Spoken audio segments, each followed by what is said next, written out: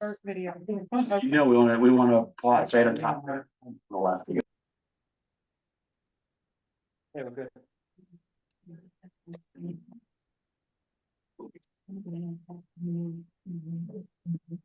Okay, I will open up this meeting of the Maynard Planning Board.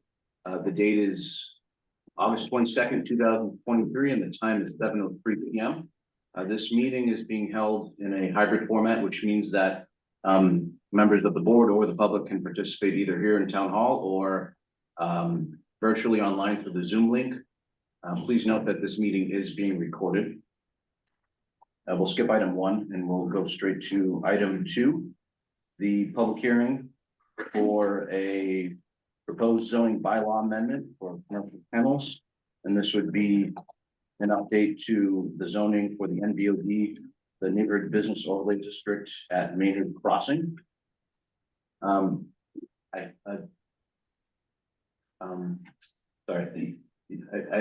I know you, Bob. Can you introduce yourself and any members of your team that Bob represent? Capital Group Properties. Thank you. Do you have anyone else? James Riley, I'm with Red Barn Dog Holdings. We are franchise operator of a concept called Dogtopia, which is a dog daycare. And Kayla Sealy, Executive Vice President for Red Barn Dog Holdings. Do we have anyone online that's part of this hearing, Bill? We do. Jim, you wanna introduce yourself? Yeah, James Bowser, Capital Group Properties. I am the leasing manager, and Main Crossing is one of my projects I'm charged with leasing. And Jennifer Condon is the town animal control officer who has, I'm not sure of her time availability tonight, but I asked her to come in. I thought it might be helpful to the board. Thank you. Thank you, Jen, for joining us. Thank you. What is your time limitation tonight? I've got about 20 minutes. Okay, all right, I think we can get you pretty soon. I'm you. sure you can. Bill, do you want to primer on this and discuss what it is and what responsibility, isn't it? Commercial kennels are a use that the town has in the zoning bylaws, which is exactly what it sounds like. We had a visit from the Dogtopia folks and Capital Group a month or two ago. And part of their operation involves boarding dogs overnight. And because of that, the building commissioner believed that the most appropriate use would be considered kennel, commercial kennels in this case. They have a lot of experience with this, so I thought, you know, they could probably elaborate a lot better than I can on it. What the board's being asked to do is to consider an amendment that would allow kennels by special permit within the NBOD. Currently, it is not in the NBOD. It is allowed in the underlying district with industrial by special permit. So the purpose of tonight's hearing is to collect the information to the board. Is being asked to sponsor the article by the Capital Group, and also to you're gonna be asked to either recommend approval to the town meeting or not to the town meeting. So there's any vote tonight is not to enact the zoning bylaw. It's simply to make a recommendation to the town meeting. But you do have the choice, you know, to sponsor or not sponsor and recommend approval or not. So that's what we're doing on the first item. So I'm not too familiar with how to proceed because I haven't done this in a hearing I've done it when we are sponsoring. Yeah. Would it be appropriate to ask the applicant to speak on the topic itself?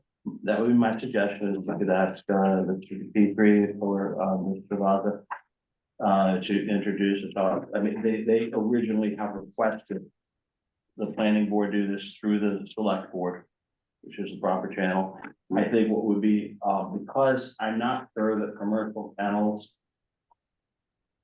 is totally understood in the, and I think it's very important that we the potential tenants explain what they do, you can decide the scope of it, and that you'll see that it was not clear that that's exactly, you know, because it has, I think, commercial kennels, I think the big outdoor kennel, Yep. you know, with stuff, so that would be my recommendation, start with. So that question is something I'm trying to figure out.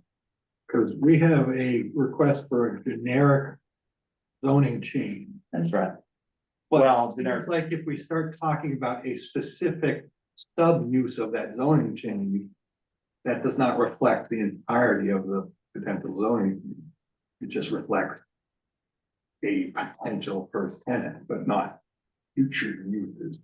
So how do we address this, looking at the generic zoning change versus the potential first tenant, potential for what, I'm sorry? the potential first tenant?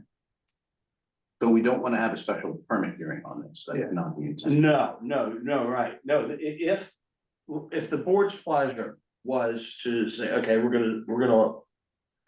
Sponsor an article that says you can have a kennel in the NBOD by special permit. Then at that, after, assuming it was a successful town meeting. A tenant would come and they would go through the public hearing process, site-specific review. So this would not be. This particular hearing is simply to add kennels as a, on the warrant to see if it would be an acceptable use, you know, the board feels is acceptable use by special permit. That make sense? Right, so I would hope the discussion starts with a broad definition of all potential kennel use. So that we can understand the boundaries of the zoning. I don't really want to talk about a specific tenant and how they might use it. That doesn't seem applicable to this. Well, I think it is because it's a special permit and we could speculate on a worst case scenario, which I always recommend, you know, with a use. But the idea is that if a use as, you know, it's hard to just describe a worst case scenario exclusively and say, well, this is, you know, this could be a dog kennel like this. And I thought, you know, I think it would be helpful to the board because you're gonna have a site-specific review one way or the other, whether it's this applicant or whatever, if you decided to bring that item forward. Let's also focus on what the ask was of the planning board. In my understanding that this was presented to the select board and the select board sent it to us for consideration. Is that? That's the law. Yeah. Yeah, that's how it works. So our responsibility is to consider what the select board sent to us.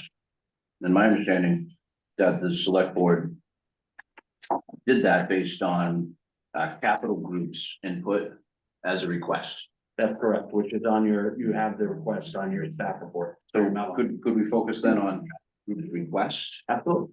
instead of focusing on a specific applicant for a Absolutely. special permit? Yeah, whatever the board thinks is. Does that help? Does that help?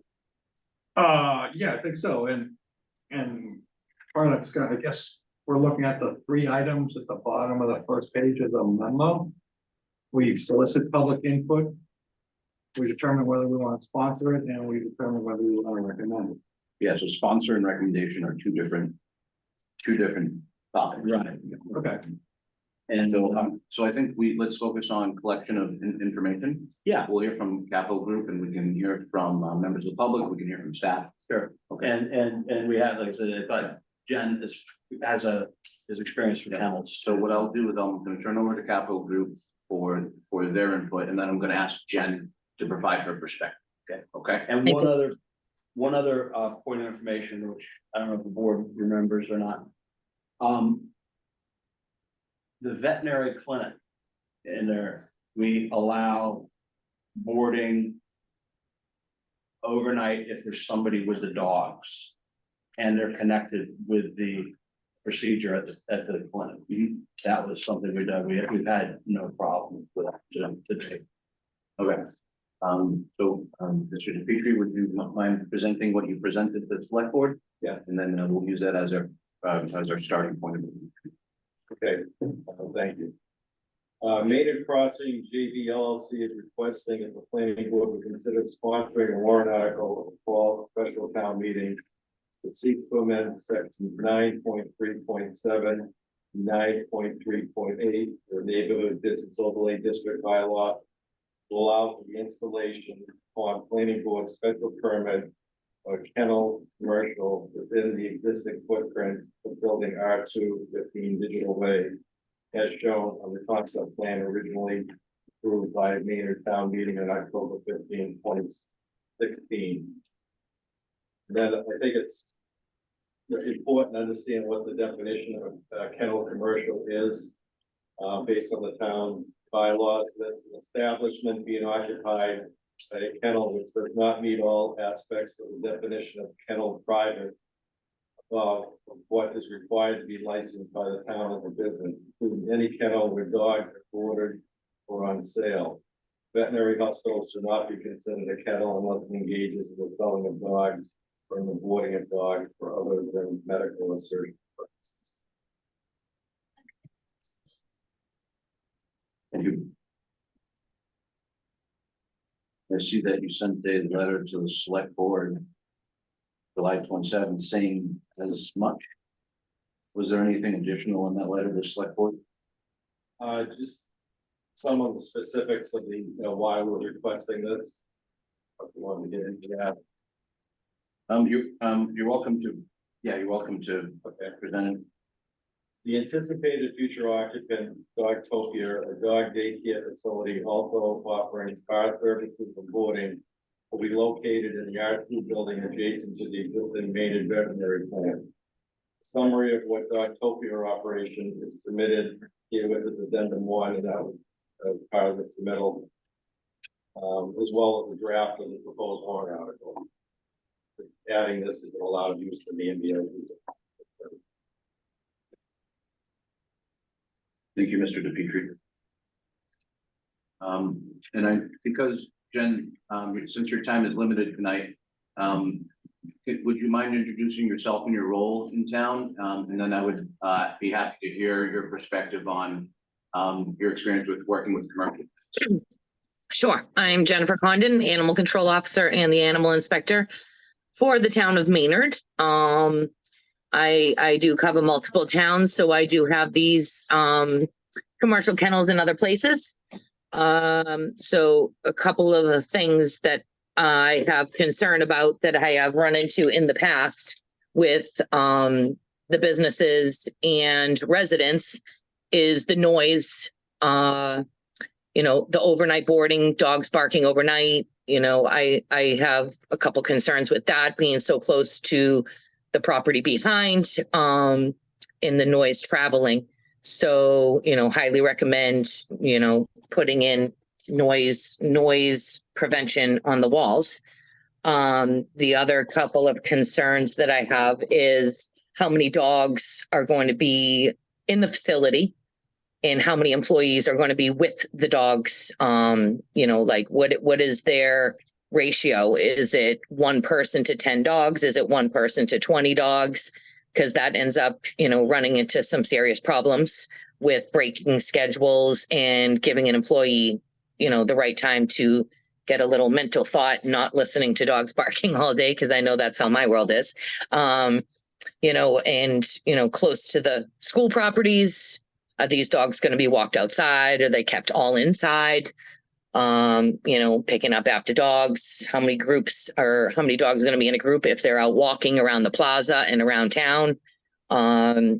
So those were the main points of concern that I had, just because I've seen a lot of these commercial properties, not particularly this group, but it goes over the top with, they want to see how much revenue they can pull in and how many dogs they can pull in. So I've been doing this for 16 years now. I've seen it all. So those would be my concerns, that if I could just get clarified with Dogtopia people, or if this isn't the time, I'm more than happy to have a meeting with them to find out what this group is all about. I did reach out to the ACO in Dedham. I did not get a response back from her, so maybe that's a good thing. So, I welcome anything animal related into the town. I think it's a good thing. So my main points is the boarding overnight. Is someone going to be in the facility with the dogs overnight? And how many dogs would be in the facility at a time? Thanks, Jen.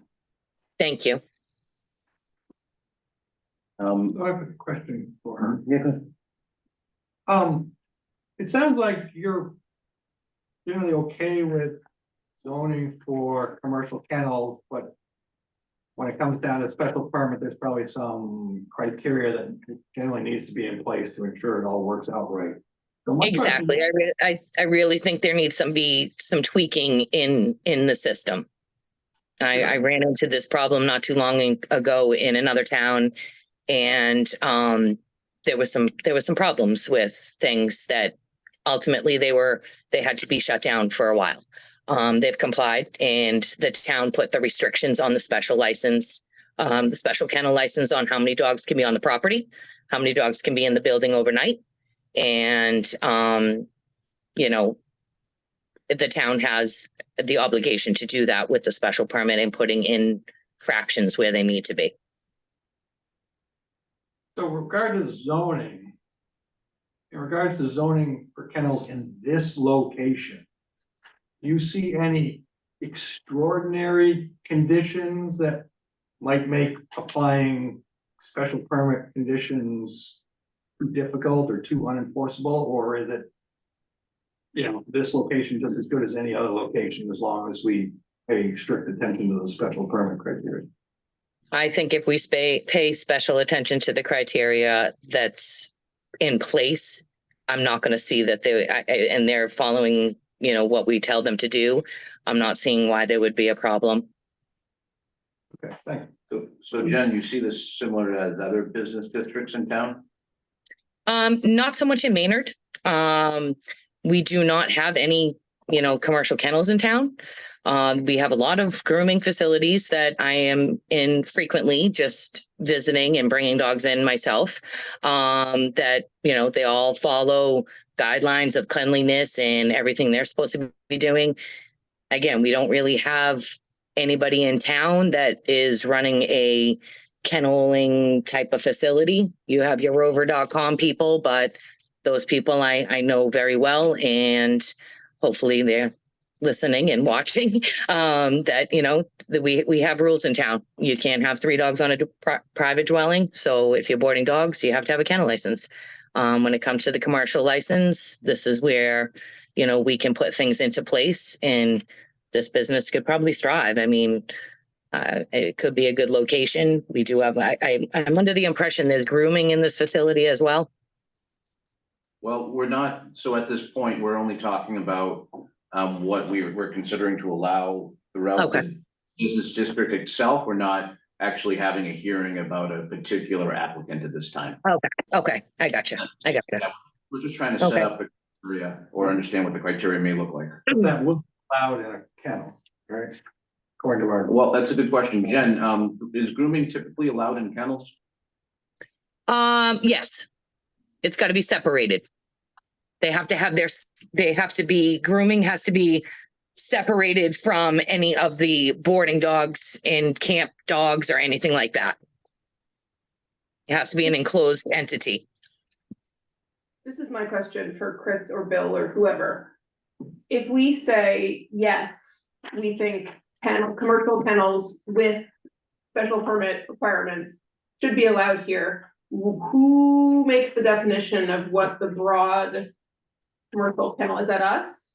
Okay, so we could say commercial kennels should be allowed, if I'm potential sponsor a bill that says commercial kennels should be allowed in the NBOD only if they only have indoor space or something like that. Like we can build that into the bylaw as well as having special permit criteria.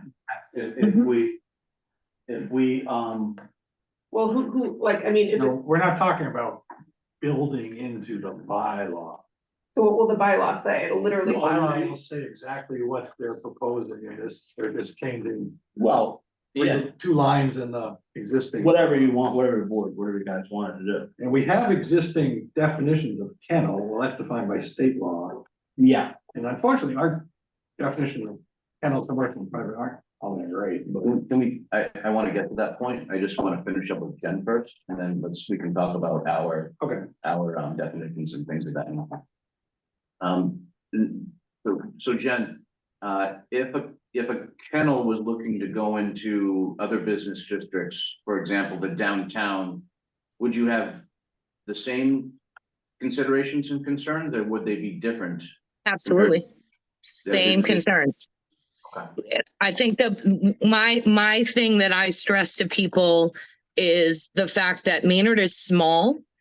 Okay, we have people on top of people and residents. I mean, I have enough problems with dogs barking all over town and trying to keep people in control with their personal dogs than to be stepping into a boarding facility that I'm going to be getting complaints about, you know, dogs barking all night long in the facility. So, I mean, like I said, I mean, this is all new for us in Maynard to have a commercial facility try to come into town. Do I want to say I'm not, I mean, I think it's great. I think the residents are going to like it. I'm just not sure what the backlash is going to be about it. Thanks, Jen. No problem.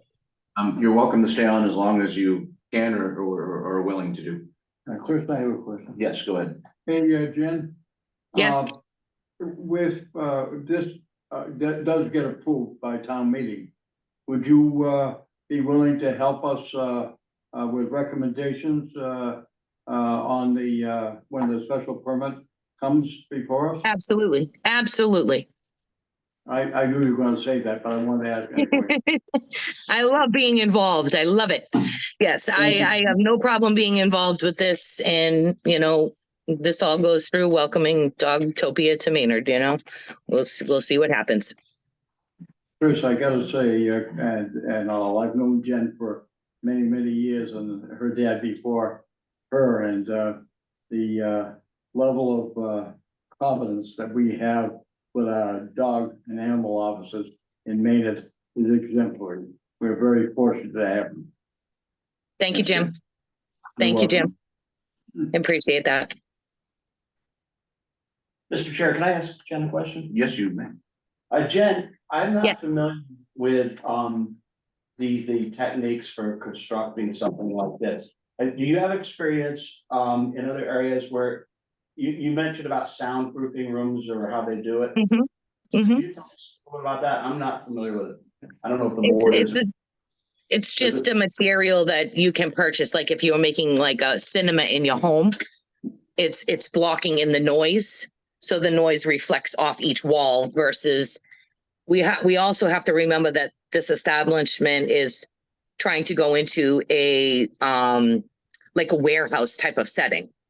So like if you look at some of these other buildings, they're all opened up inside. So the noise that is happening inside is going to project outside.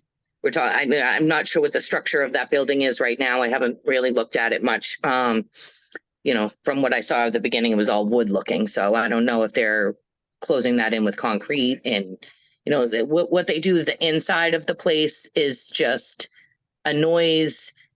It's a noise system that you can put into the walls. Like it's a thick fabric-y stuff. I mean, I can't think of what the name of it is off the top of my head. I apologize. But it's been successful in your experience? Yes. Yes. Mitigating Yes. noise. Thank you. Yes.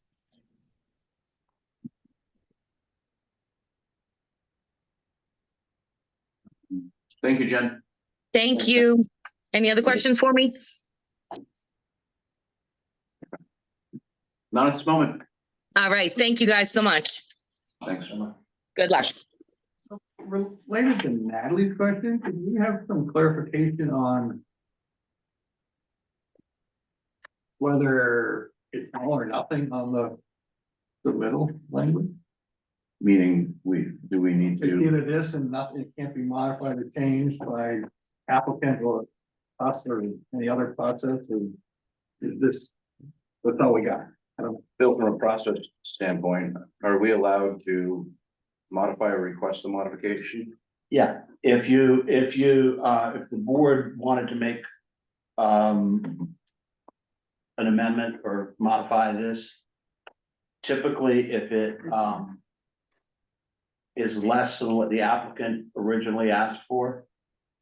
You could just go ahead and do that, but if it's less restrictive than what was originally requested, typically we have to re-advertise it before the, town meeting. So in other words, I can't think of an example off the top of my head with this one, but if it was, something where somebody who had attended a meeting and was aware that something was going on based on the advertisement, that you could say, well, yes, it did morph after that, but it was more restrictive than what was originally proposed. And it would just, that would be the essence of it. So as it stands now, their application, request, whatever you call it, This is the request. is just worded to say that the NBOD will allow by special permit Right. a commercial kennel. So That's what right. is the town's definition of a commercial kennel? The commercial kennel, that's a good, and while I'm getting the definition, that's a perfect one what Bill said. So if you said, okay, we're gonna change it to allow by right a kennel, Yeah, that would be, I would recommend re-advertising that. right. Cause then it would be, all right, well, that's quite a bit different. Commercial kennel. An establishment being occupied by a kennel which does not meet all aspects of the definition kennel private above, or which is required to be licensed by the town as a business, including any kennel where dogs are boarded or on sale. A veterinary hospital shall not be considered a kennel unless it engages in the selling of dogs or in the boarding of dogs for other than medical or surgical purposes. now, can you read the definition of kennel? Private kennel? No, kennel. I don't, okay. And this is, just kennel by itself. As defined in general law 140, section 136A, one pack or collection of dogs on a single premises, whether maintained for breeding, boarding, sale, training, hunting, or other purposes, including any shop where dogs are on sale and including every pack or collection of more than 3 dogs, 3 months old or over, owned or kept by a person on a single premises, irrespective of the purpose for which they are maintained. It's quite a definition. Wow. It's state. Wow. definition, Okay, that's a state definition. Yeah, And can you read the kennel private on there too? yep. Can you read that, please? Private kennel. Any building or land occupied by a kennel as an accessory use Mhm. in which the dogs belong solely to the owner or lessee of the residential principal use and are kept as pets or for purposes of show or hunting. Any assistance dogs, such as those who aid the deaf or blind, sheltered on the premises, are not counted against the 3-dog threshold. So any person with more than 3 dogs. Or. Well, no, we're, Yeah, yeah, yeah, right. With an established location. yeah, right. So I'm curious how we interpret the state definition of kennel, because it uses the words maintained and kept. And to me, that seems long-term. So I'm hoping that, somebody who just has a dog training session is not counted as a kennel, is that correct? Yes, and it's a good question. You probably remember, because I don't know if you're on this one, but the zoning board. We had a zoning board about a year ago. We had a woman who was training at her house. And that came up. Now she didn't board or do anything like that. But, there was a question of, cause she did 4-H work for the, I think, I'm not sure if it was some sort of resistance dog. And we couldn't count those dogs and, but, yeah, that's the way I think, yeah, you're right. And so I'm thinking grooming doesn't count as a kennel. No, And that's And- what Jen said too. And I'm thinking daycare might not count as a kennel. Whereas boarding definitely does, because it calls it out specifically. And sale definitely does. The dog daycare center downtown. Is that permitted under a kennel? Bill, do you know? It's the one under, no, yeah, it's under the, not that I know Oh, of. thanks. So it would have come to you guys. sanctuary. I thought that was. That's for training. Maybe they came over, I don't know. Not overnight daycare. Day. Oh, yeah, no, because I think the definition here that's showing up everywhere. That I think would answer Bill's question is boarding. Or maintaining, which implies. Well, maintaining, aren't you maintaining a dog, you give a dog water? So the place that under the sanctuary is not a kennel. then- No, I would say that boarding is the distinction. Because they would have had to come to us for a special permit. Yeah, Right. unless there's something that was not permitted, but yes, I All right, I'm not gonna Unaware. get anyone in trouble. no, I'm unaware that they're doing it, but if they were boarding They're not boarding. dogs, right, yeah. I brought my dog there, they're not. So boarding, sale, definitely, and probably not, definitely not grooming, definitely not training, and very probably not daycare. very. That's what I would say, yeah. Okay, can we just pause for a second? Bob, does that still sound like we're in line with the request? Boarding overnight for periods of time? I think that's the thing that puts it into the kennel, and I think the building commissioner felt the same way when we met with him. It's nothing out, none of their other services do with that, you know, the overnight boarding, which puts it into that kennel classification. Bill, we talked a little bit about this. Commercial kennels are allowed right now in town, right? We In talked some about locations by special permit. which ones? Is it? Right now, yeah, but I gotta look at, kennels commercial are allowed in the business district. By special permit of the planning board. They're allowed in the industrial district by special permit of the planning board. So our business district are industrial, no residential, and not in the downtown overlay. And not the HDI. And not, HCI is the mill, right? No, not in the mill.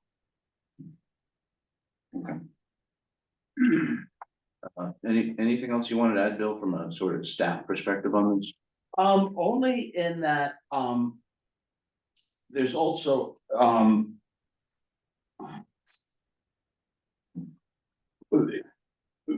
this obviously is a tenant that is coming in, but I think that the board's request here is a generic. Like I said, a kennel, commercial kennel is allowed in this area. Nonetheless, the board will be, have an opportunity at public hearing process, if it was approved, to hear every tenant or potential tenant. And get the specifics, and that is where I think what Jen is saying, putting in the limitations, on, Can I propose something though? I realize that the possible tenant is not we're looking at the bigger picture. However, as a person without kennel experience, the concerns that Jen brought up, I would love to hear if, I don't even know, I mean, I've seen the sound control page that was distributed. But I don't know anything about these types of businesses and how, like, even if we should go down the road of if this is appropriate, are there ways to deal with the noise?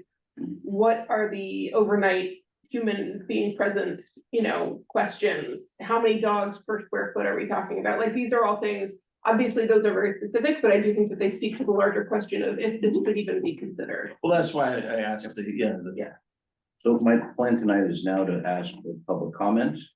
And then I would like to ask, Dogtopia, if they could describe one of their other facilities to us, because I don't want to talk about anything to do with a specific application for a specific location here. Yeah. I want to understand just what you said as well. Great.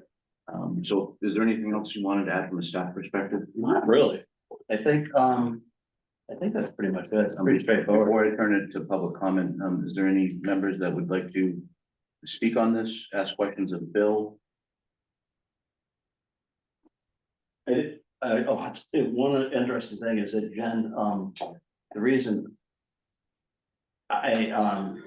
she heard from the, about this in the first place, so we haven't usually used the animal control officer, which is probably a mistake on my part. If we have anything with pets, it's probably good to have her resource besides keeping the butter as well.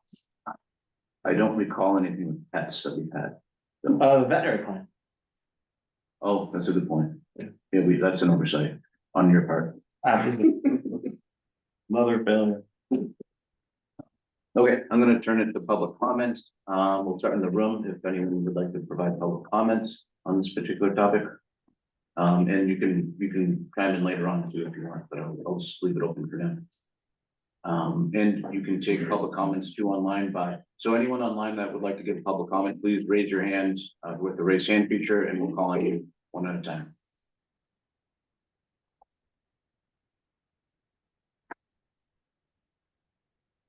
Okay. We only can, so the only one that's.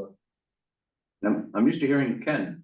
So Ken, I'm disappointed. I thought you would, when you show up, you usually speak at our public hearings, so. Sorry to disappoint.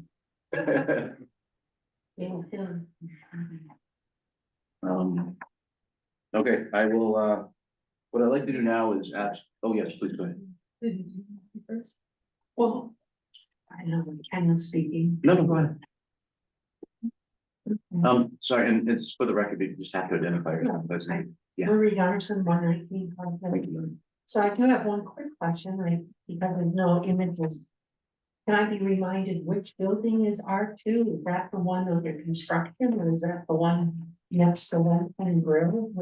Or is that It's the one with the gyms in it, the one with the gyms in? Yeah, Or at the back corner. At the back corner? Yep. Although this requested zoning change would apply to any building Yes. anywhere on the property. Anywhere. Yeah, but I do think that being one of the units that's closest to the neighbors, I think, it's fine to bear that location in mind, because I think it would be one of the, in terms of noise and that sort of thing. Any location Yes, there is going to be close to the neighbor. yeah, no, I know, I'm just saying, yeah. You asked which one it is, that's the one. But I was curious. Yeah, thank you. Yeah, and again, the zoning change would be applicable for the property, for the district itself. Or did you want to say more? I'm gonna say more. But I'm just thinking, she's so area back. Her comments might be better. So I have a lot of concerns about this being an environment. And one of the things that this has brought, in addition to the commerce, to those of us who live here, is a lot of noise. There's noise from the facilities and establishments and the people going in and out. There's a lot of noise generated by this facility already. The trucks are going to the exercise place. But so my primary concern is that of noise. And most kennels have outdoor pens or and they're going to be walking dogs outside, so they're not always in. One of the things that was my location is, and I know this is unrelated to anything like that. I'm already on a major dog. The entire neighborhood seems to walk by my house, leaving their dog bits on the way to the Captain Group, and they must have said. So that brings up another thing, I'm a little concerned about the environmental impact. Not just of the noise to the neighbors who are literally feet away, but what impact if there's going to be a large kennel, and if you understand this correctly, this kennel could be up to 65,000 square feet. No, See, is that what it says here? the current proposed one looks like it's about a fifth of the current building that's there, so. But it says, Oh. it said, I read this and it says up, limited to a maximum size of 65,000 square feet. I'm sorry, I'm not exactly sure what you're referencing, but can you help me out? In the notice, On the public notice, okay. in the public notice, there's an estimate. Yes, and I mean, that's a kennel the size of.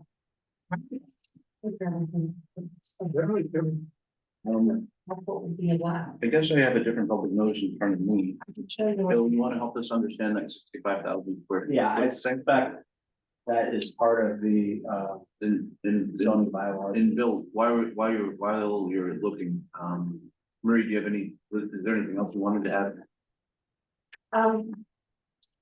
Hold on, yes, sorry, I was starting to mention the potential, if there's a large number of dogs. And most of that facility was to be like commercial property, stores and the like. Now we're talking about like animals, I wonder what the impact, and we certainly know what's happening.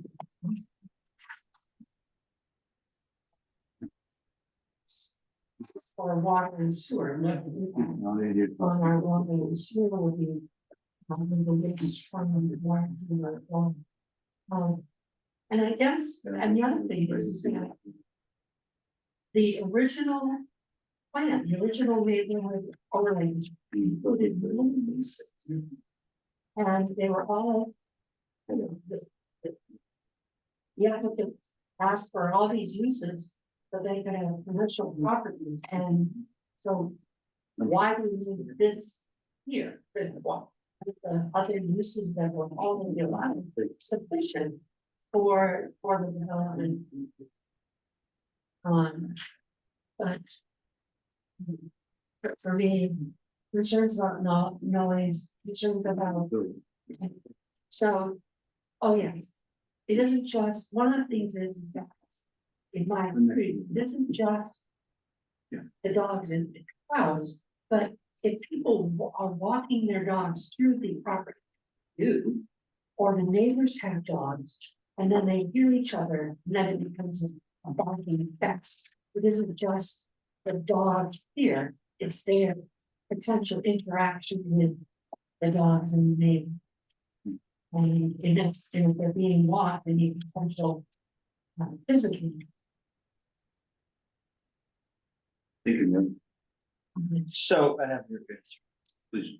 Yeah, what this is, to be, for a general zoning amendment, abutters are not required to be notified.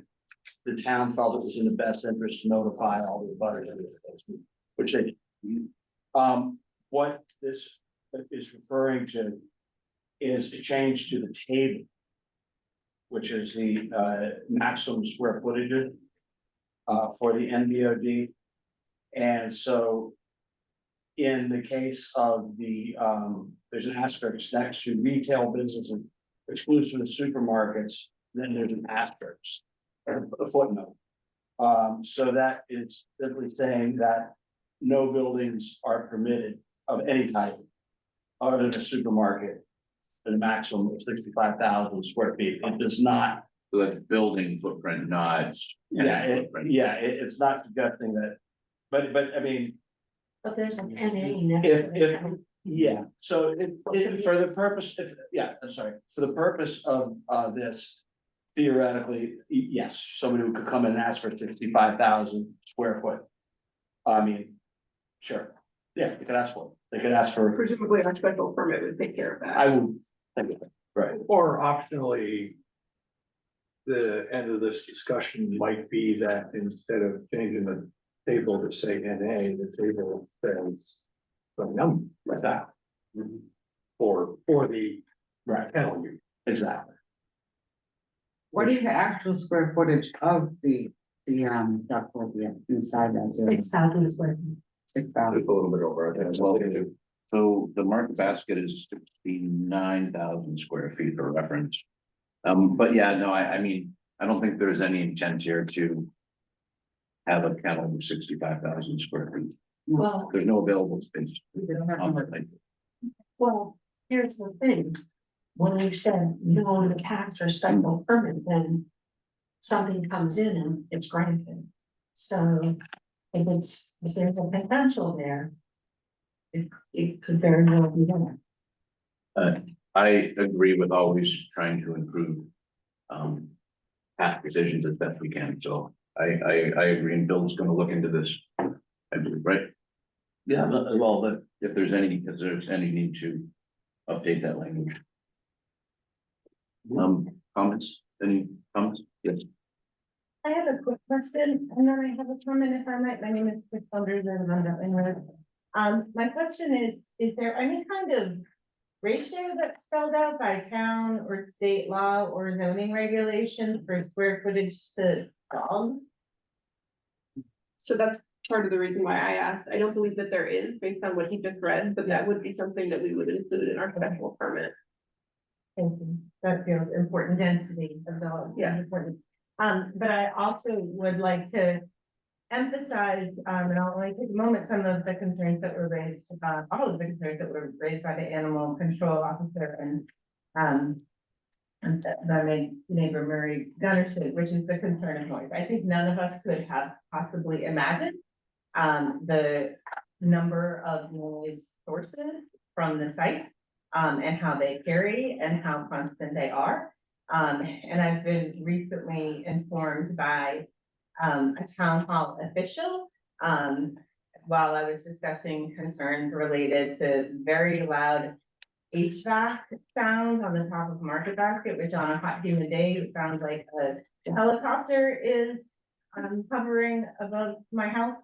That the town doesn't have noise ordinance, and so to allow another use of the property that is known to have noise impact feels incredibly important to consider, not only as part of the special permit process, but if there are regulations or mitigations that can be put in place in relation to the zoning.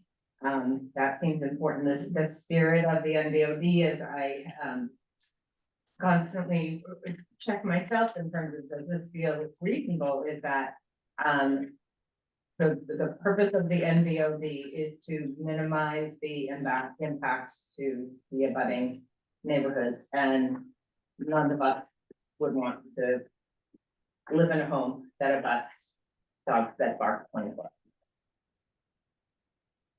Thank you, Trish.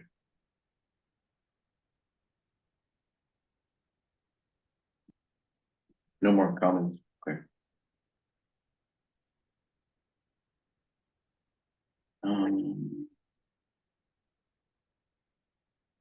Okay, so just a quick recap. We've heard from the animal control officer. We've heard from Capital Group. We've heard from members of the public providing public comments.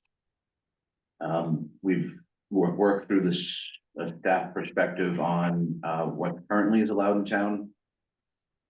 What I'd like to do is hear from Dogtopia about your experience at other locations. I mean, you've heard the concerns tonight. And I'm not looking for some back and forth on this, but I'm just looking to get like how your operations are run as a data point, an example for us. You have maybe some quick questions and then I'll just allow you to speak about it, but do you have other locations in Massachusetts? We do. Yeah. We have 3 other locations.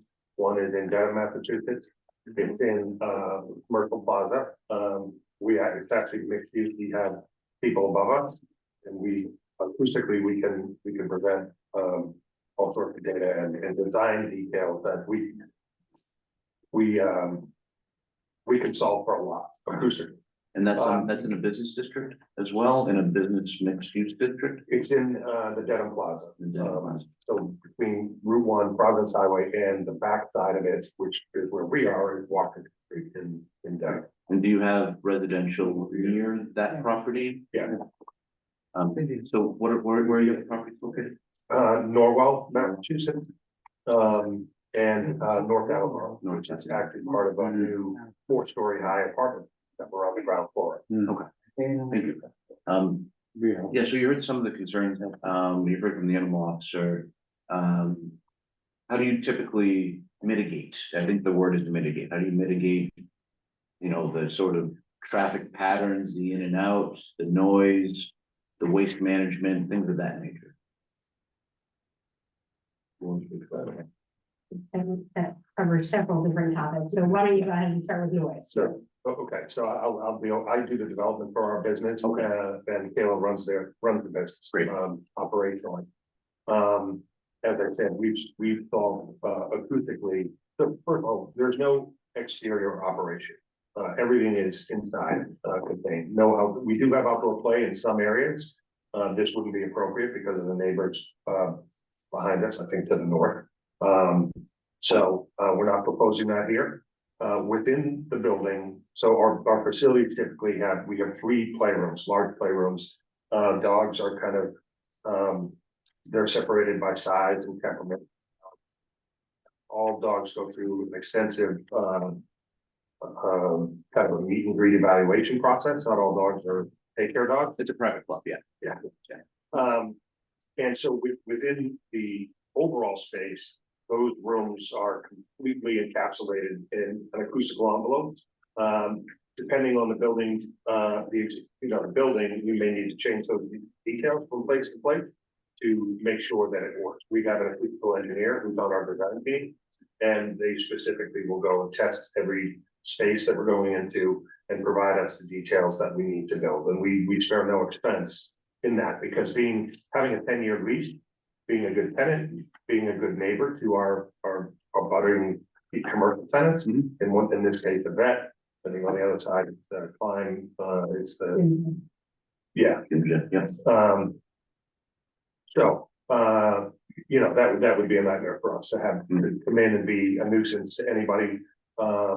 It's just, we can't spare any expense, and we don't. On the noise item, with the sound engineering, and just for some context, in the past conversations with this planning board, not just with the property, but other properties that sometimes revolved around decibel meters at certain distances. Did that ever come into play with your conversations with your sound engineers? Yes. Yeah. Yeah, and we will provide site-specific data in, let's say, if we do evolve to being before you for a special permit, we'll provide a robust presentation and anything you request, and we'll certainly connect with the animal control officer on their specific concerns. Are you familiar with the decibel levels that have typically kind of employed with other sort of properties at all? And if you don't know, it's completely fine. I'm just curious. I have to look up the specific decibels, but I can tell you that in each case, it has been less than the outside noise. So for example, the road noise, traffic noise, etc. The decibel level coming from any specific playroom or within the facility is actually less than any noise outside. In other words, it's not, you can't hear it, it's not audible. So it does not add noise to the ambient experience. Because from the outside of our facilities, you cannot hear a dog barking being in the lobby, you can't hear a dog barking from playroom to playroom, you can't hear a dog bark. Is it measured on meters, or is it just people's sort of observation? No, so prior to construction, our acoustical engineer will go into the space, measure as a shell space before anything goes in. They can replicate what, let's say there's 15 or 25 dogs within a playroom barking at X amount. At what point can you hear it outside? They take those measurements prior to anything being put in. Even if that noise is less than what the road noise would be, we still put all of the acoustical measures in place, which they then will say will lower it by 25 or 30 decibels. in the past, and I'm not saying this is how it will proceed, and not with this property, but other properties, the conversation has been around whether there is noticeable noise at the property boundary or at some sort of distant boundary. And does that seem like it would be problematic at all from an operational standpoint? No, we couldn't operate that way just based on our business model. And I'm not talking about like a dog entering, like, Right. you know, No, within the facility, no, because as Jim mentioned before, our property in North Attleboro, there's 4 stories of apartments above it. Our landlord is the apartment landlord, so that would not be something that they would tolerate. We have 2 properties with them. We have several mixed use properties with either office space or residential tenants above us. As well as in, I'd say 90% of our properties, we have neighbors on either side of us. And for them, it would be problematic to have any noise, and we're respectful of that, and we understand to be in this type of environment, we have to control. thank you. And just to guide this conversation, does the board have any questions on noise? This time for you know, just to understand the operational side of it. Would you mind talking through the waste management portion of this? Yeah, sure. So as Jim mentioned, we are an entirely indoor facility, so dogs don't see the world the same way that we do. They see our playrooms basically as an indoor dog park. So the pups will actually relieve themselves within the playroom. It's addressed immediately within the playroom. For liquid waste, we use a mop bucket system, a bioenzymatic digester actually, which starts to break down the material immediately, also treats odor at its source. Any solid waste is immediately picked up by the canine coaches within the playroom. It's bagged, tied, double bagged, placed into another container, which keeps a tight lid on it. And then placed out into the dumpster, which is also enclosed in order for pickup to occur. We've had some conversation about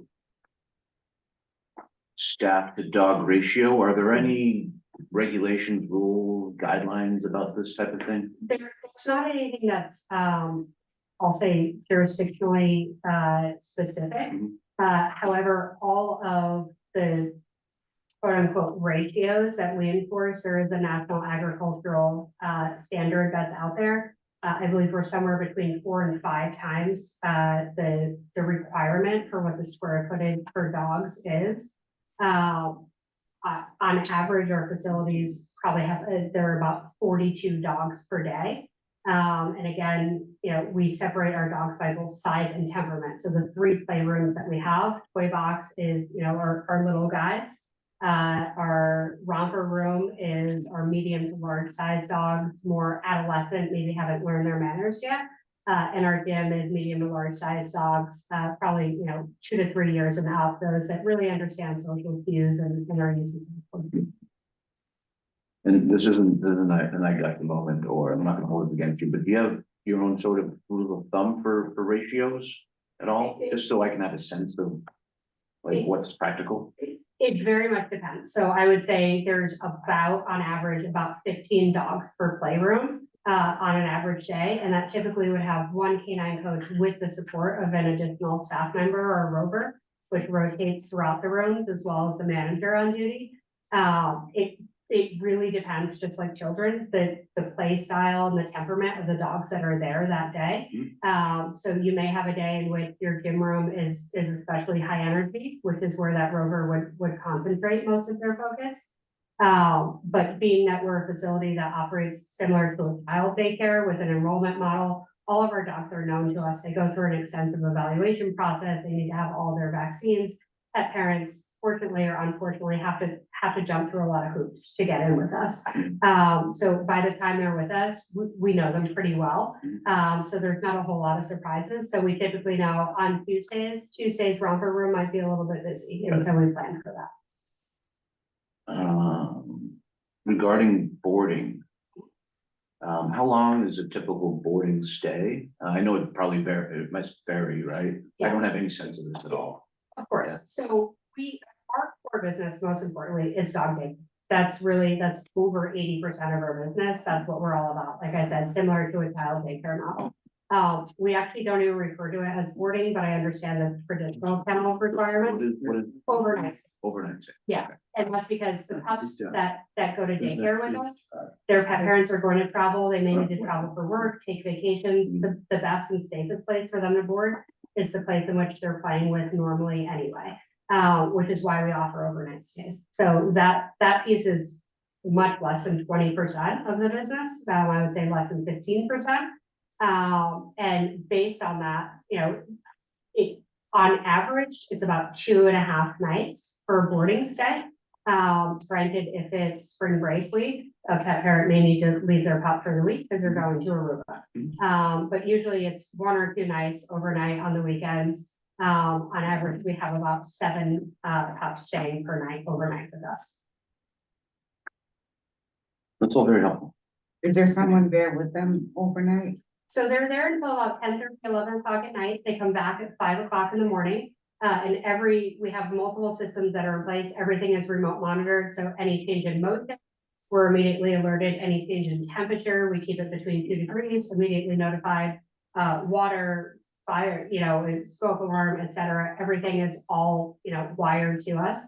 And we get real-time alerts basically on our phone. Any other questions for the board? Another question for staff. Not for Doug. Maybe we'll get back there in a second. Can you hold on to that?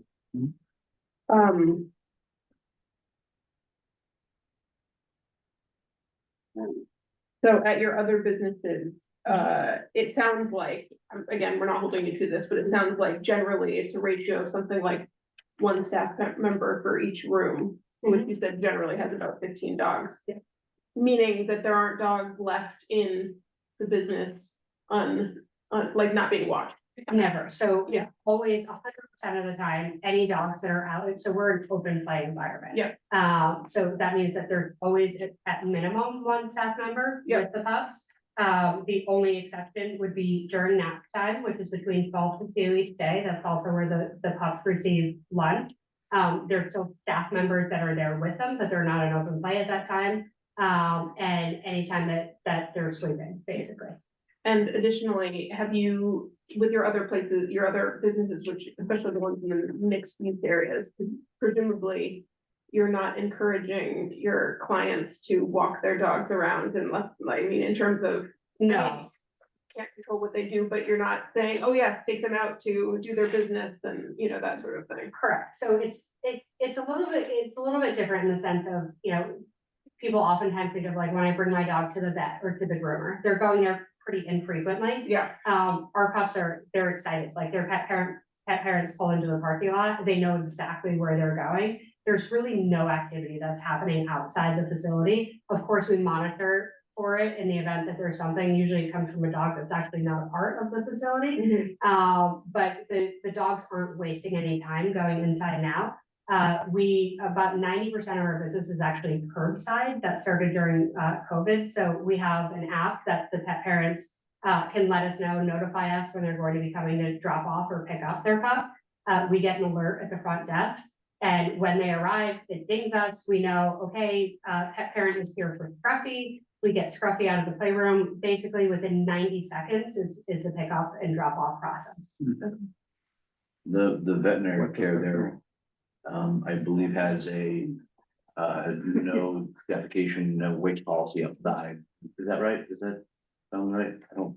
Something like they require, they have to tell their clients, you are not encouraged to, you know, walk your dog around. Does that sound reasonable? Is that common with your other? Yeah, we have to deal with that in many plazas that we're in. And as I said, we're basically taking the pup out of the car and into the facility. There's really no time for them to stop and do their business. Questions, comments? I think we're missing a swimming pool in there. And just for reference, Tim mentioned, we have 3 locations that are in Massachusetts. We do have 29 locations that are operational today within our specific franchise. Dogtopia has over 230. We're the largest franchisee with them. we spend from Boston down to Raleigh, North Carolina. And, you know, we've gotten sort of every mix of plaza, of unique conditions, et cetera. So we have a good appreciation for that.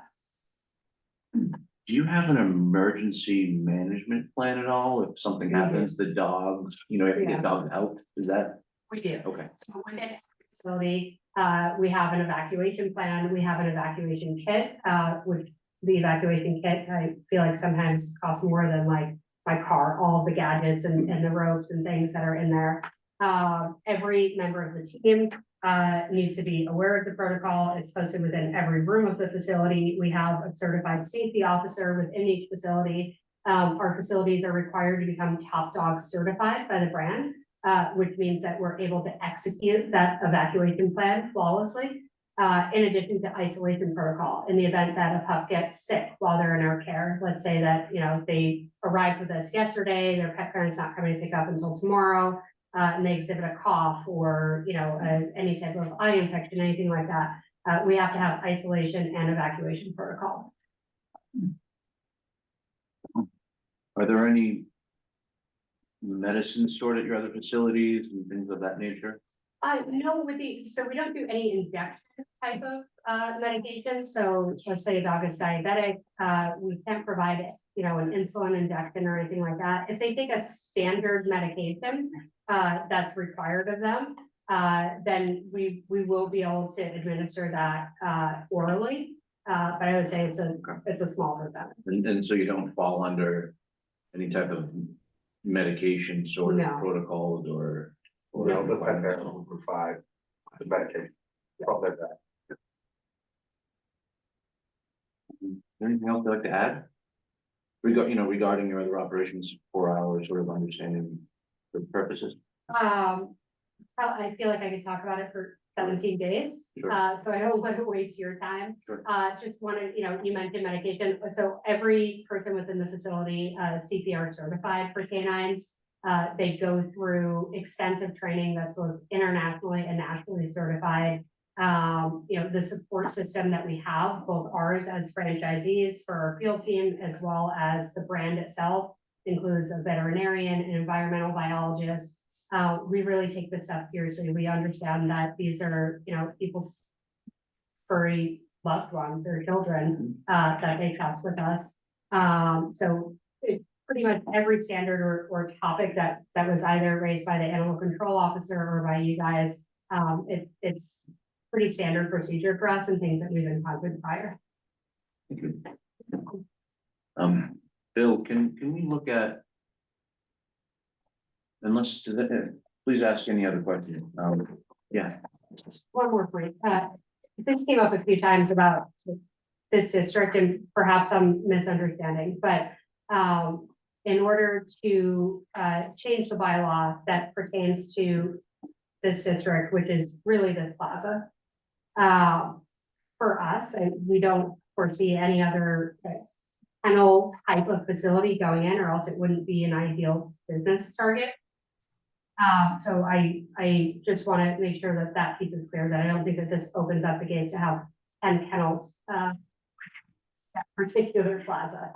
Understood. And I don't mean to overstate that, but I just, We wouldn't want that either. No, okay, it's not so much we're concerned about 10 kennels. I think it's more in 25 years. yeah, If God forbid Dogtopia has gone out of business, who might move in? You know, Understood. we gotta yes. keep in mind that, you know, Bob, who knows who's gonna be. You know, running Capital things. It's not gonna Group be could me. sell Yeah, property. And you know, right. like, if we just don't want by rights to have a dog kennel in the market basket, for example, you know, Right. like you're trying to be very thoughtful and very. Yeah. I think. Nope. Anyway, I got You you. were finishing my thought. Okay, so, thank you. Cool.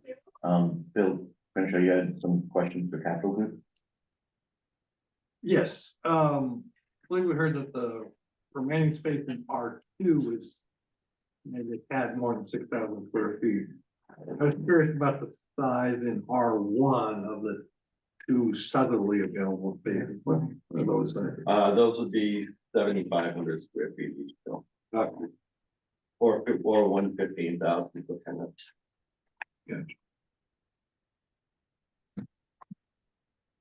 Bill, I'd like to see the criterion. I'd like to cover it in this hearing of 10.4. Is there a way for us to review that together? 10.4, the special permit thing? Yeah, Yeah. because I believe the way the request is that the bylaw would be updated so that the special permit for 10.4 would be applicable for this use. Right? Yes. Okay. I just want to make sure the board sees that and understands what we're looking at. There's also an MBOD special, right? No, we don't have an MBO, that's DOD. That's the one, we don't have the MBOD. Because of the, There's NBOD site plan review. Isn't there language like, you know, it has to be consistent with the concept plan and the Yeah. original intent of the MBOD and all that stuff? right, I don't know where that is, but that's. That's not intended for them. no, that's in the MBOD category. Okay. That's part of the other zoning category, anything that goes in there. has to be- But I don't think there is an addition to special permit for the NBOD. I think it all fits in. Oh, okay, well, like that, finding, but okay. Yeah, there's a special permit that is, the finding is that it's consistent with 10.4, and it's consistent with the concept plan and the original intent. Okay. At least that's my recollection, every time I stumble.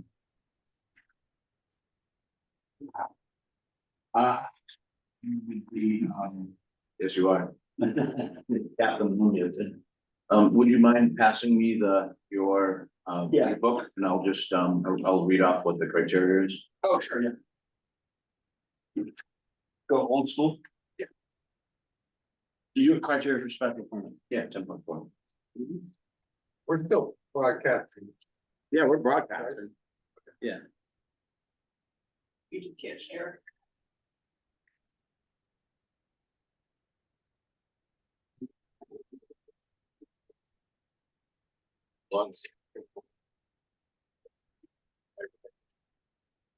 Okay, so the special permit criteria is, as we typically review, it requires us to determine that the following considerations. The determination shall include consideration of the following conditions: socioeconomic or community needs which are served by the proposal, traffic flow safety, including parking and loading, adequacy of utilities and other public services, neighborhood character and social structures. So in this particular case, it is the NBOD. Impacts of the natural environment and potential fiscal considerations, including impact on town services, tax space, and employment.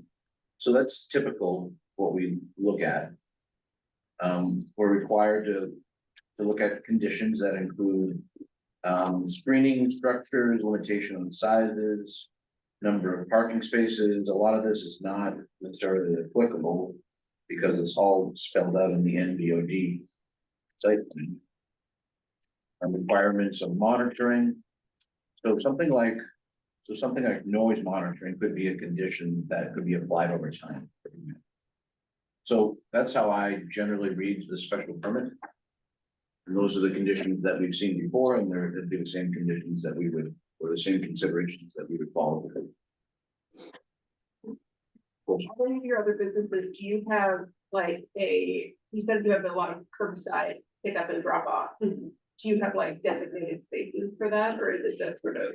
And some we do and some we don't. So it really depends. If we have a facility in downtown Washington DC, they actually have no designated parking, no designated spots. We do curbside there. And some of our retail shopping centers, we may have 3 or 4 spaces that are designated. Yeah. But regardless of where the pet owner is, as long as it's within proximity, we can still get out to them and get.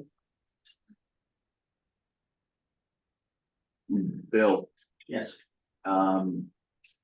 For this particular warrant article to go to the special town meeting in October, is it required that a vote is provided tonight for yes? Oh, that's a good question. Yeah, the warrant has to be printed. Okay, by next week, it's out early, it's an early, special town meeting, let's say it's 11, October 11th. Yeah, printing is going next week now. Yeah. We didn't go printed. Hmm? It's not gonna be printed. Mail it. Maybe the deadline for articles, but. They're pretty close to it, they were talking about it today. Okay, should we look at the proposed article amendments then specifically? Yeah, I can pull that up. Yes, it should either be available at the handout or you need to pull it up. Yeah.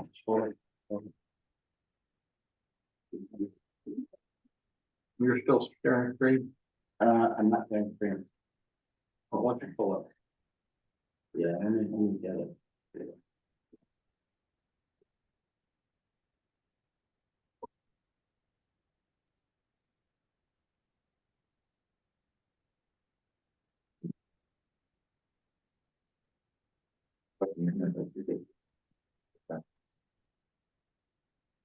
Here it away. He's gonna print more. Yep.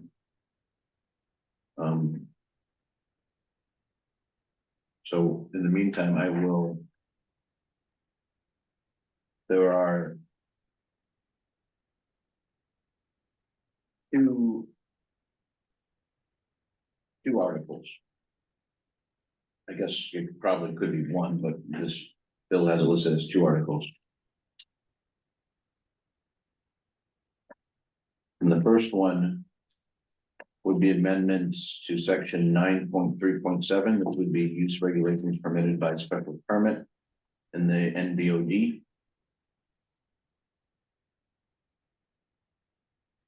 And it's simply adding to the list of allowed uses by adding commercial kennel to the list. And I do want to see this on the screen or handouts here in person.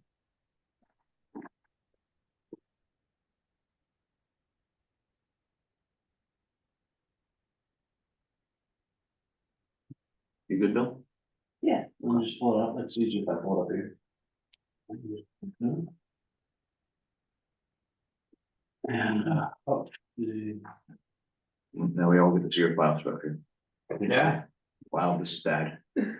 All recorded, yeah, I'm going to check it out next tomorrow.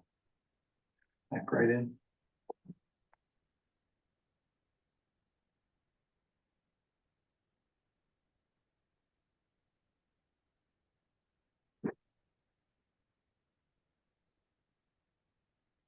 It doesn't have a file with our email, so it's under. Yeah.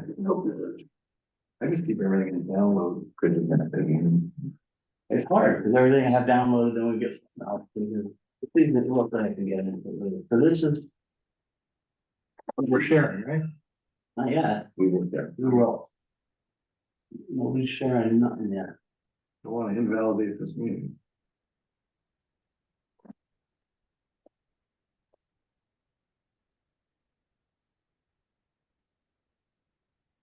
Okay, now we'll do it there.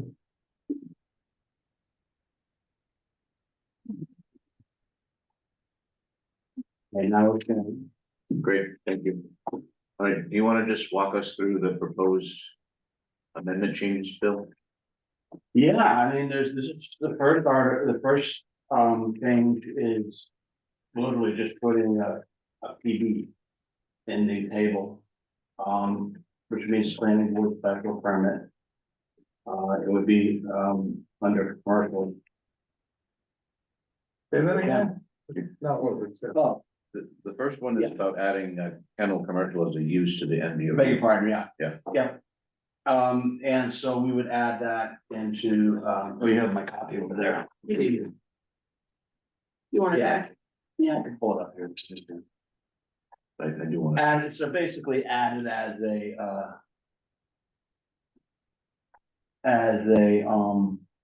special permit use.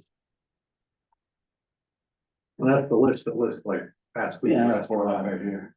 brewery and veterinary hospital, miscellaneous. That's right. Well, yeah, I don't know if breweries in there. But A brewery with ancillary service. Well, whatever, it was just pulled up.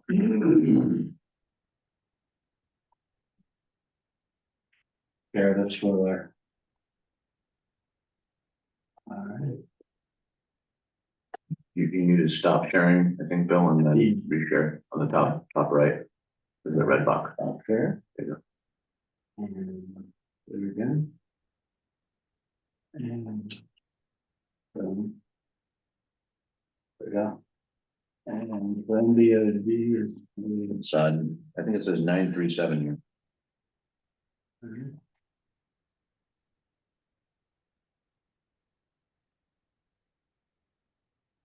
Pretty good. Yeah.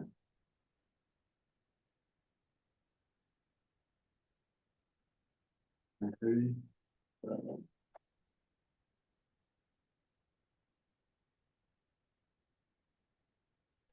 Okay, so in this case, it would be added to this section here, uses permitted by, special permit. And, Can you zoom in just a little more, please? do I? Can you zoom in just a little more? Thank you. All right. Scroll down. Okay, so, this is, anyway, this is what Bill was mentioning, you know, we have to make, basically what you're doing is, ensuring consistency with the concept plan.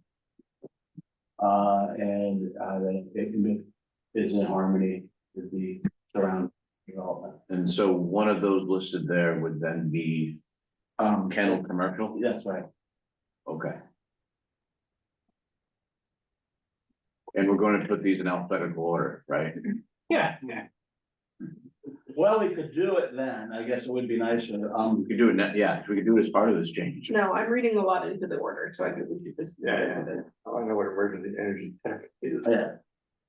Uh-huh. I'm reading. Now, yeah, right, also, just for the heck of it, if you look at the drive-up uses, Yeah, I don't know if you remember this, but at one point. There was a question about limiting the number of fast food restaurants, so you can see that, drive-through. Yeah. So you have 4, I think, yeah, 4. And so the next article, that is it for that article. The next Yeah. article is proposed amendment to section. Would you mind bringing it back up on the screen, Bill? What? The warrant article as proposed. Yeah, and then reshare that, of course. And if you do, can I show you a trick? There, and then if you go to the top, hit the top left. You don't want me to share with it? Share this, it says screen. yeah, then it'll Go up switch one. back and, For the black one. No, well, that's fine. okay. So this is, the commercial panel, that would be added. To the table, and this only. Lists commercial kennel, doesn't list the other uses in it, but what would happen? Would be. It would. End up here. And this is where it was brought about the. It was brought up about, the. Size limited. This is what. Right, So what would happen here would be, we'd have. 2022.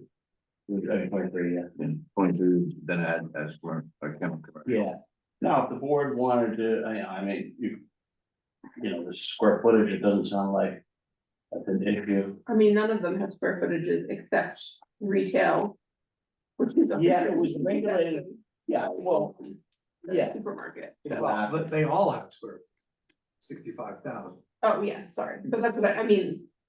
This is their max, Yes. Right. As their max. but if theoretically, one of these was 65,000, it would take away from the overall permitted. So you know, the square footage, so you're only entitled. To a certain, you know, there's a finite number for square footage, Bob, I don't know what you're up to now, but. There's 710,000, I think at one point, is the max or something like that. Oh, no, Commercial, I think is 310 the max. It's still right there. District total is 310 square feet. And 7, We're everything everything is 7, yeah. The latest. Yeah. Um, So I would very much like to see if this table gets changed, that there be a limit. Yeah. And I would suggest that number is 7,500. You saw the square footage for the business? For the For county? the commercial county. Why make it 7,500? Because I don't want to limit too many things, and the other open parcel buildings are 7,500, the ones that are one. Oh. If there's a location more central to the site than farther and butter also. Yeah, this, I mean, I get the practicality of it, but if I'm thinking it's overall, we don't have a consistency because there's nothing else with a limitation on it here. And I'm not talking about the supermarket, because that's a, Yeah. but there's nothing else as a limitation on it, so I don't understand from a consistency standpoint on why to do that. I get it from a practicality standpoint. Oh. Consistency, I don't see how that has to be relevant here. Like that for the proposed zoning change and the discussion at town meeting, a number would be very helpful. And 7,500 would probably work for the site.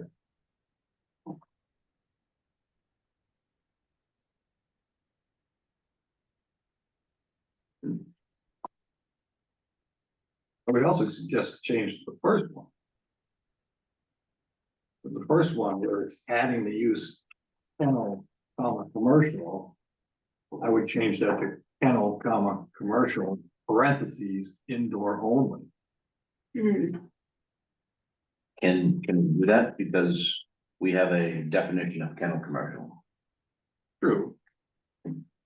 That's a good question, maybe because. Don't we define anything else different in the? Maybe it's an asterisk with a thing that says it's indoor only, but I think that's an important thing to minimize questions on. So you're saying that, like, we would say. What would you do that? Just say kennel, commercial, parentheses, indoor Well, only. Why couldn't we just say, why couldn't you do the same way we did drive up or drive through and just say, provided that, whatever limitations you want to put on that, the MBOD? Right, See how they did that? They did drive up or drive through uses, provided the planning board shall not issue a special permit for, allowing more than 2 drive-throughs or whatever. Oh, why are we talking about that?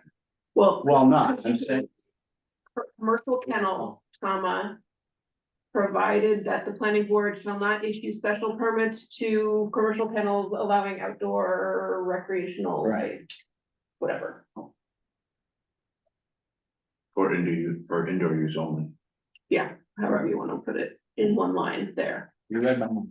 Yeah, I mean, whatever is allowable at this point in the process would be fine. Well, you're tightening it up in this case, in other words, we're going the correct way for that. Well, it's clear enough that 15 years from now, some other group of people can figure out the intent.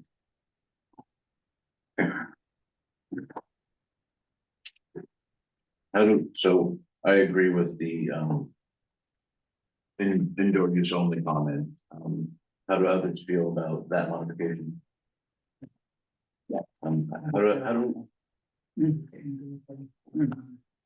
How do others feel about adding this proposed square footage limitation to the second? I'm generally thinking that seems smart to me as an upper limitation, if we're gonna put one. Well, as a boarding facility, I think it's appropriate. If this was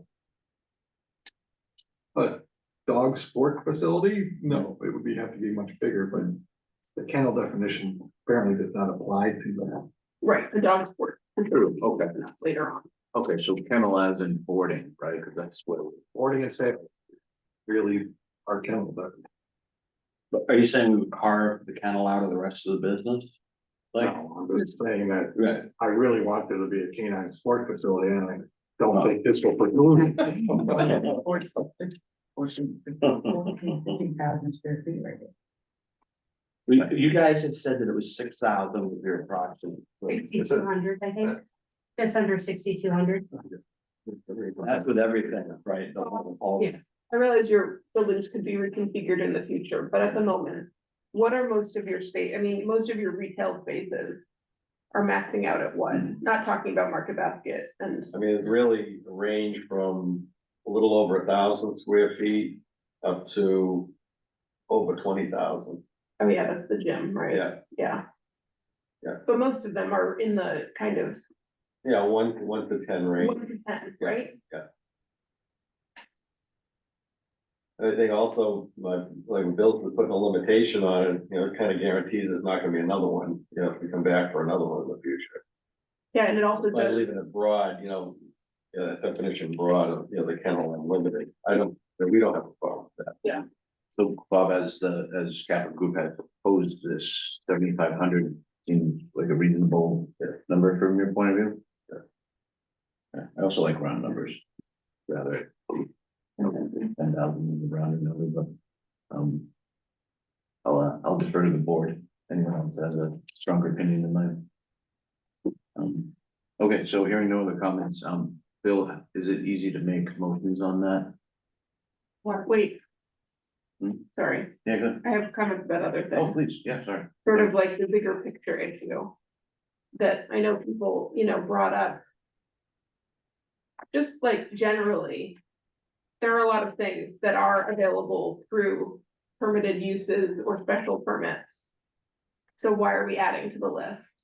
And what I come at it as is.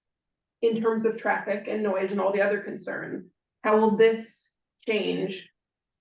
Be different from some of these other uses that are already on this list, right? So like we've got things like adult daycare, right? So like what's the difference between a dog daycare and an adult daycare? For sure the noise, right? It seems like these potential tenants have shown that they do already operate in other places where noise is definitely a concern. If you have an office building right above your dog facility, you need to pay attention to the noise.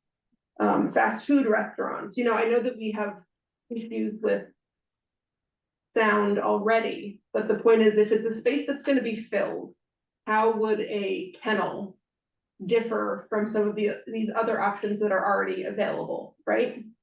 And I don't feel like, I mean, a brewery could go in, which smells terrible sometimes when they're brewing, like there are a lot of, I'm just trying to think of it in the context of everything else that could possibly go in, and to me, it doesn't seem radically different if it's an indoor only kennel specifically. I tend to agree. Generally, I don't. The traffic patterns won't, I don't see this as more burdensome from a traffic pattern standpoint. Obviously, restaurants will probably have more traffic than this or something similar. I would say the noise and waste management and mitigation of those things is, if I look at it comparable. Through the special permit criteria. Those things. We can absolutely make sure that they're mitigated. But is it generally vastly different? I don't think so. It's also allowed in the business and industrial districts already. So that's consistent with our other business districts in town. I get what you're saying. What do you think? Well, I mean, I'm comparing it to something like if we had a special permit for another drive-through, right? Mhm. That's a lot of traffic, I would say it's more impactful. Right. Generally speaking, or a retail store, more traffic. right? I would say it's similar to adult daycare, Right, where it's like a Drop drop off, off pick up. and pick up. child Childcare, daycare. right. I know, is childcare not on this list? Childcare is allowed it's permitted. Okay, but childcare, I see the traffic patterns as similar to childcare. Maybe the noise level too, I don't know. And the waste management for sure. For sure. Yeah, when I look, you know. When I look at the list of things that are permitted or things that are available through special permit. With the ability to impose special permit criteria as we've gone over, So here's my general thinking on it. I think this is worthy of a town vote. And I'm happy to, you know, through the changes we've discussed, I'm happy to take it to town vote. And present it to town vote. And that technically would be the sponsorship, right? Yes. Element, so I think it's worthy of a town vote and a town discussion, and this discussion can continue further at town meeting. Right, Bill? It can. To be clear, you have, with the changes that are, sort of, we presumably we have to identify the changes. And we'll get there, yeah. Right. But that's my general sort of perspective on this, I feel like it's worthy of a town vote. I also believe that the special permit criteria is how to mitigate this, yeah, and that's consistent with how we've mitigated. You know, special permits throughout Maynard. Every one of the uses of special permit you is required to demonstrate, you know, how they could do that.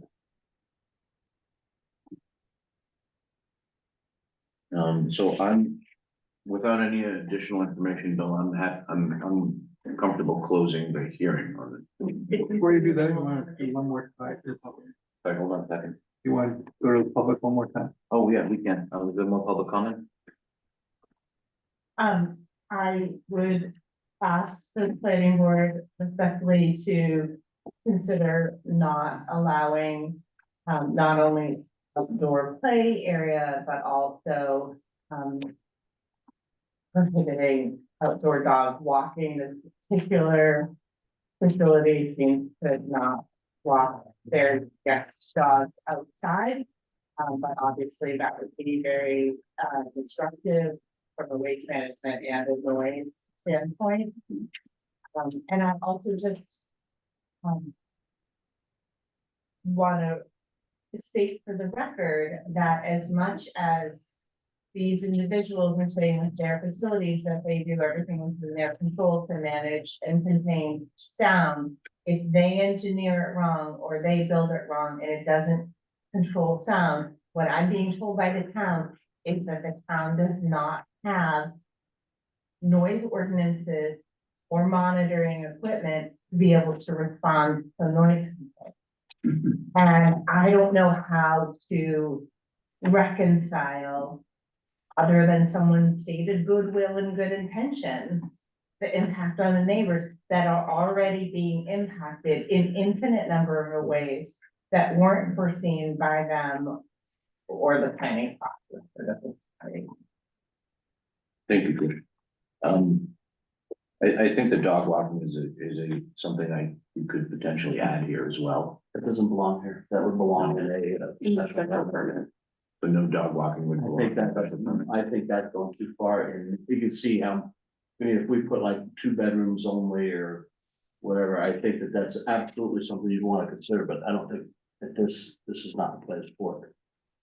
We were talking about adding a sentence paragraph about indoor Yeah, limitations. We can't add a Yeah. phrase in that.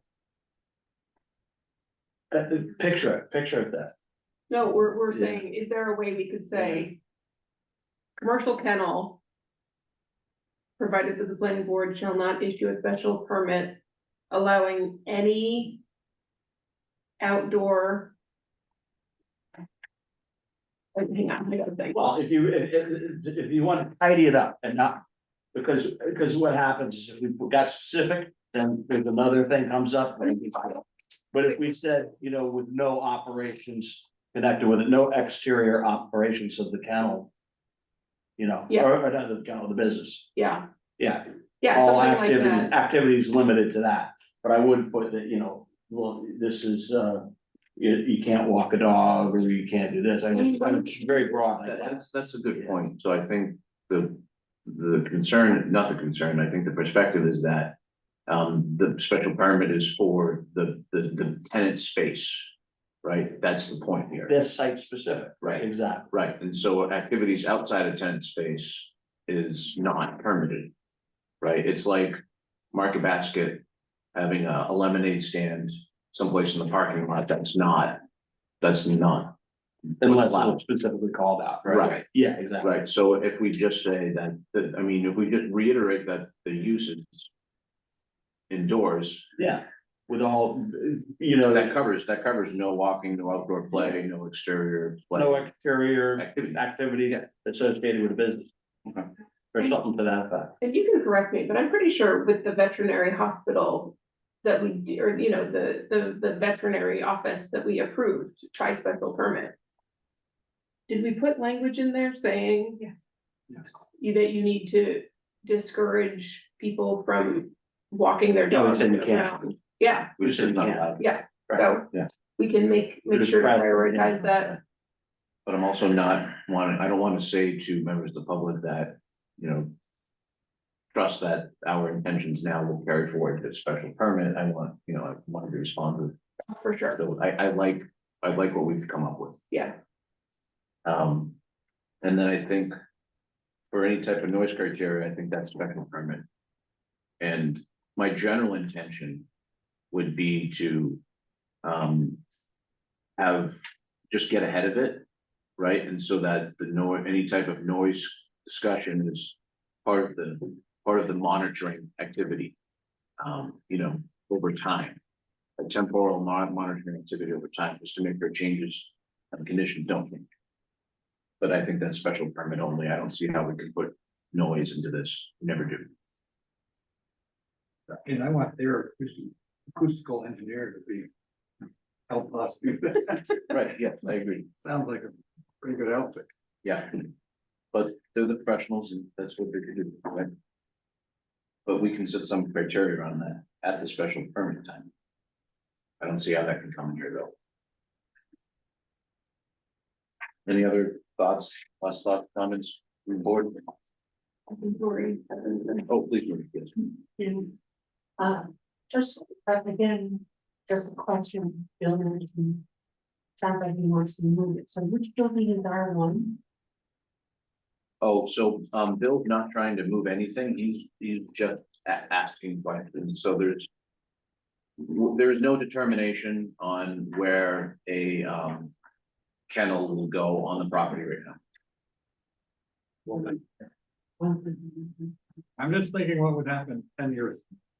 Right, okay, so my comment is something that this bill mentioned, and going back to the definitions here, this is scope creep. Everybody knows, so I've been here from the very beginning. Fast food was something we weren't going to do, it's there.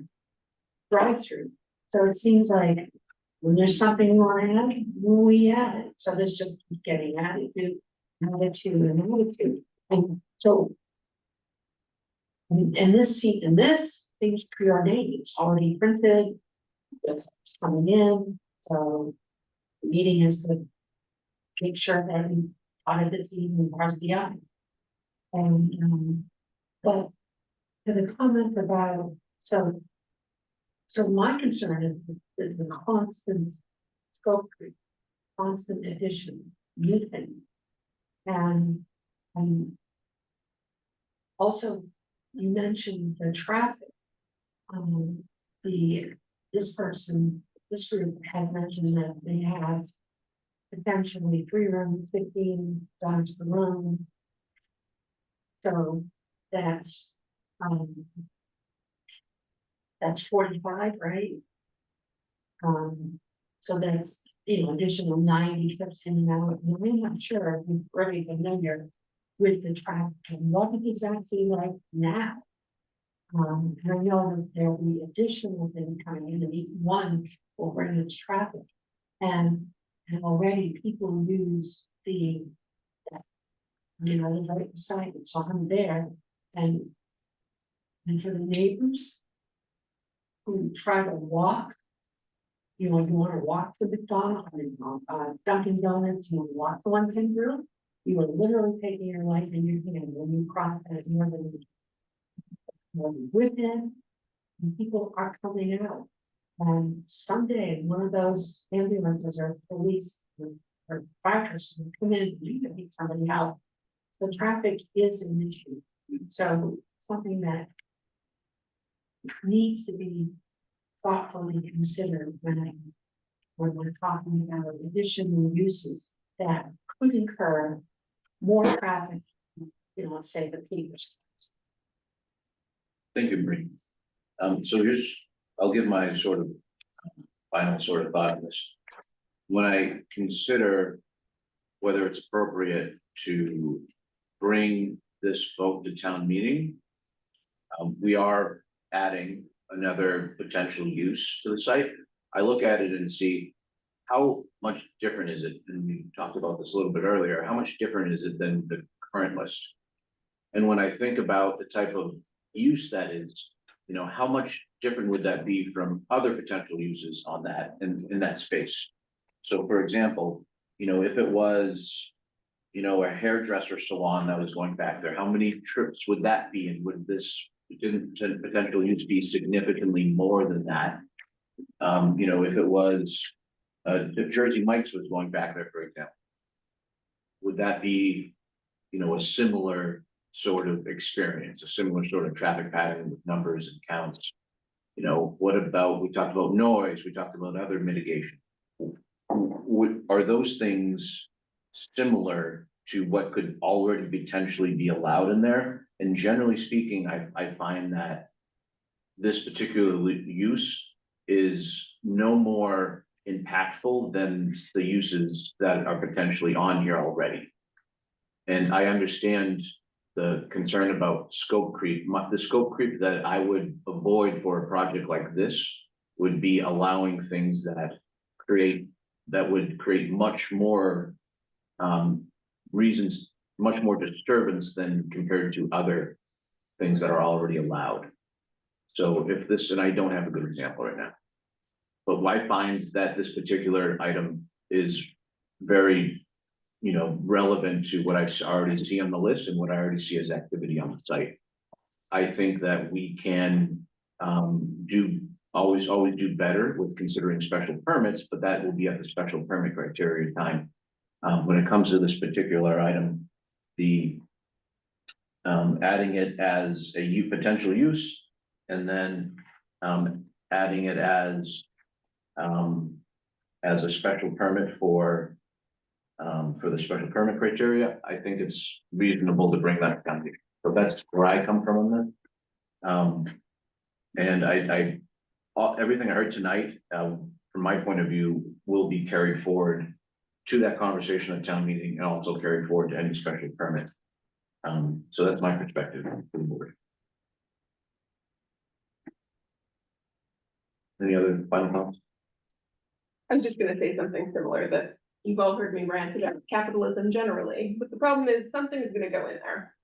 And I agree, in my mind, with the things we can put on it as the special permit, which in 15 years, if it's a new thing, they'll also be able to put on their own conditions, right, on a special permit.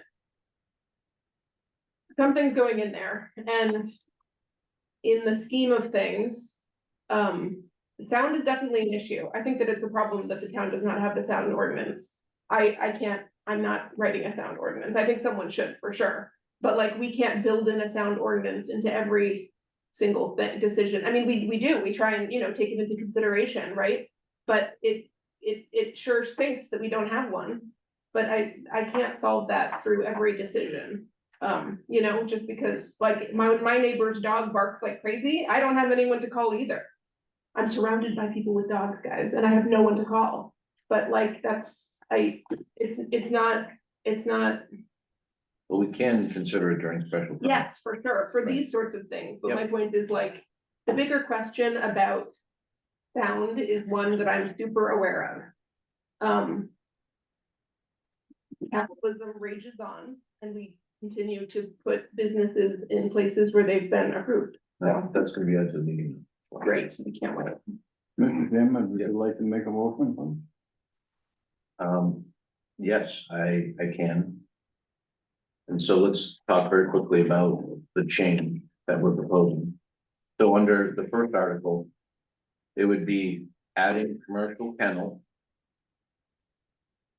comma, for indoor use only.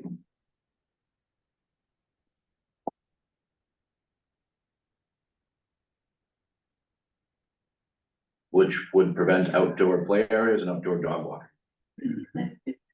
It's a different grade. I don't know, Bill, I had it as, we could put, I had it, for indoor use only and provided there's no exterior activities associated with the business. yeah, Your activities associated with business, I like that. okay, Something, maybe I can, wordsmith a little bit, but the essence of it is to amplify it. okay, so that is the proposed change to the first article that we're discussing. The second article, the proposed change would be a maximum growth floor area of 7,500 square feet. No, 7,500 is, it doesn't make sense to me, but 7,500 actually sounds rounder to me than the engineering guy. Oh, and Mr. Chair, you should close the public hearing. Oh, yeah, so, but those were the proposed changes. Got it. Okay, so I will make a motion to close the public hearing. I'll second that. Okay, all in favor by hand to close the public hearing? 5:30 to close the public hearing. I'll make a motion to, let's see here. To sponsor, is this the motion to sponsor the warrant article that is amended? Yeah. Is that the idea? Well, what, no, the right way to do this one would be to, sponsor, and if you're, I would just do a separate vote. And then one for sponsorship and one for recommending approval. We can talk recommendation next meeting, right? Yes. Yeah. It'll be printed in the warrant. Yeah. Yeah. I mean, yeah, I don't think there's any reason why not. I know. We don't need to recommend now. Let's just go with sponsorship. Okay. I want to keep this meeting moving. We have another couple of items. Yeah, I think it'd be fine. All right, I'll make a motion to sponsor the two warrant articles discussed tonight as amended. Second that? All in favor by hand? The, 5-0. but we do have to, continue to do certain, I'll have to re-advertise if you're gonna Oh, keep that open. No, hearing's closed, The you're hearing's- just deliberating. yeah, we don't need to open up the hearing again. But we can't just have, if we're gonna deliberate, it has to be an open session. Really? Well, yes, it has to be. an Yeah, open so we have session. to, so, It would just be an agenda item, it wouldn't be a hearing. here, I Just to discuss think it's still, recommendation, yeah, I think that would be, I don't know, honestly, I haven't I done it. don't think it, I mean, FinCom doesn't We have two doesn't meetings. advertise every time they discuss if they're recommending an item. We have two meetings in September, so we'll figure it out. Here's what I would do. All right, Continue it to the first meeting in September, and if you're not ready, we can move it off, but at least it's, so we'll. because the last thing you wanna do is have it done and some challenge come up and say, well, we didn't do it. Okay, we will continue the conversation regarding the recommendation of the town warrant articles to the first meeting in September. And the chair instructs that is not, we don't need to vote.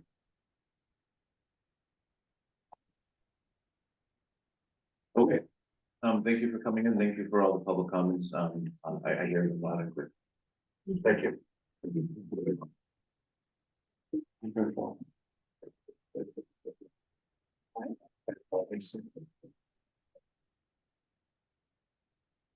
So, So Bill, next item is the a determination of major minor modification for me. Yeah. Right. Are you ready for me to open that up? Yeah, this is not a hearing, this is a, again, this is a determination. And I want to be clear, we can have this conversation and then, under planning update, you and I have done some work with with Manor Crossing and had another site walk last week, so we will have that discussion under the planning update. Okay? But I'd like to keep this focused though on the major minor modification. Okay. Well, Bob, will probably explain the basics about the, proposal. It's in your, I gave you a memo and with a map on it, but the original MBOD anticipated a garden center. It is allowed by right. That is part of the current MBOD. It also allows for exterior storage of materials for specific businesses to use for merchandise. The issue here, the reason that the building commissioner felt this, he wanted you to see this, was the placement of materials outside will result in a temporary loss of parking. And that it also may be something that the board wants to ensure the traffic is not it's not impacting the approval that you originally issued. The store, like any of the garden supplies or home improvement stores, displays a variety of materials outside and merchandise. So I think Bobby can probably explain it more than that, but that's, I think, the gist of it. No? Yeah, go ahead. Yeah. Please. And does everybody have the plan that we're looking at? Yeah, so we just need to bring it up to, on the computer. I'll bring it up. Thank you. Good, got it. Mr. DePietro, go ahead whenever you're ready. Okay, so the issue with Bill says is, I guess what we're focused on that plan is the little green area there. Even though it's not gonna be existing pavement. But the prospective tenant for that building wants the right to use 14 of the spaces for an outdoor display area. Namely, some small trailers that they would be selling in the store. And so what the building inspector felt is that, you know, technically it reduces 14 spaces if you're gonna be using it for parking. So you just want to make sure the planning board was okay with the fact of reducing 14 spaces, but we have right now far more parking than we need because we keep scaling these buildings back, but the parking lot's already in. So right now, the original parking plan was approved for a total of 1,708 spaces altogether. And then the proposed parking plan, we have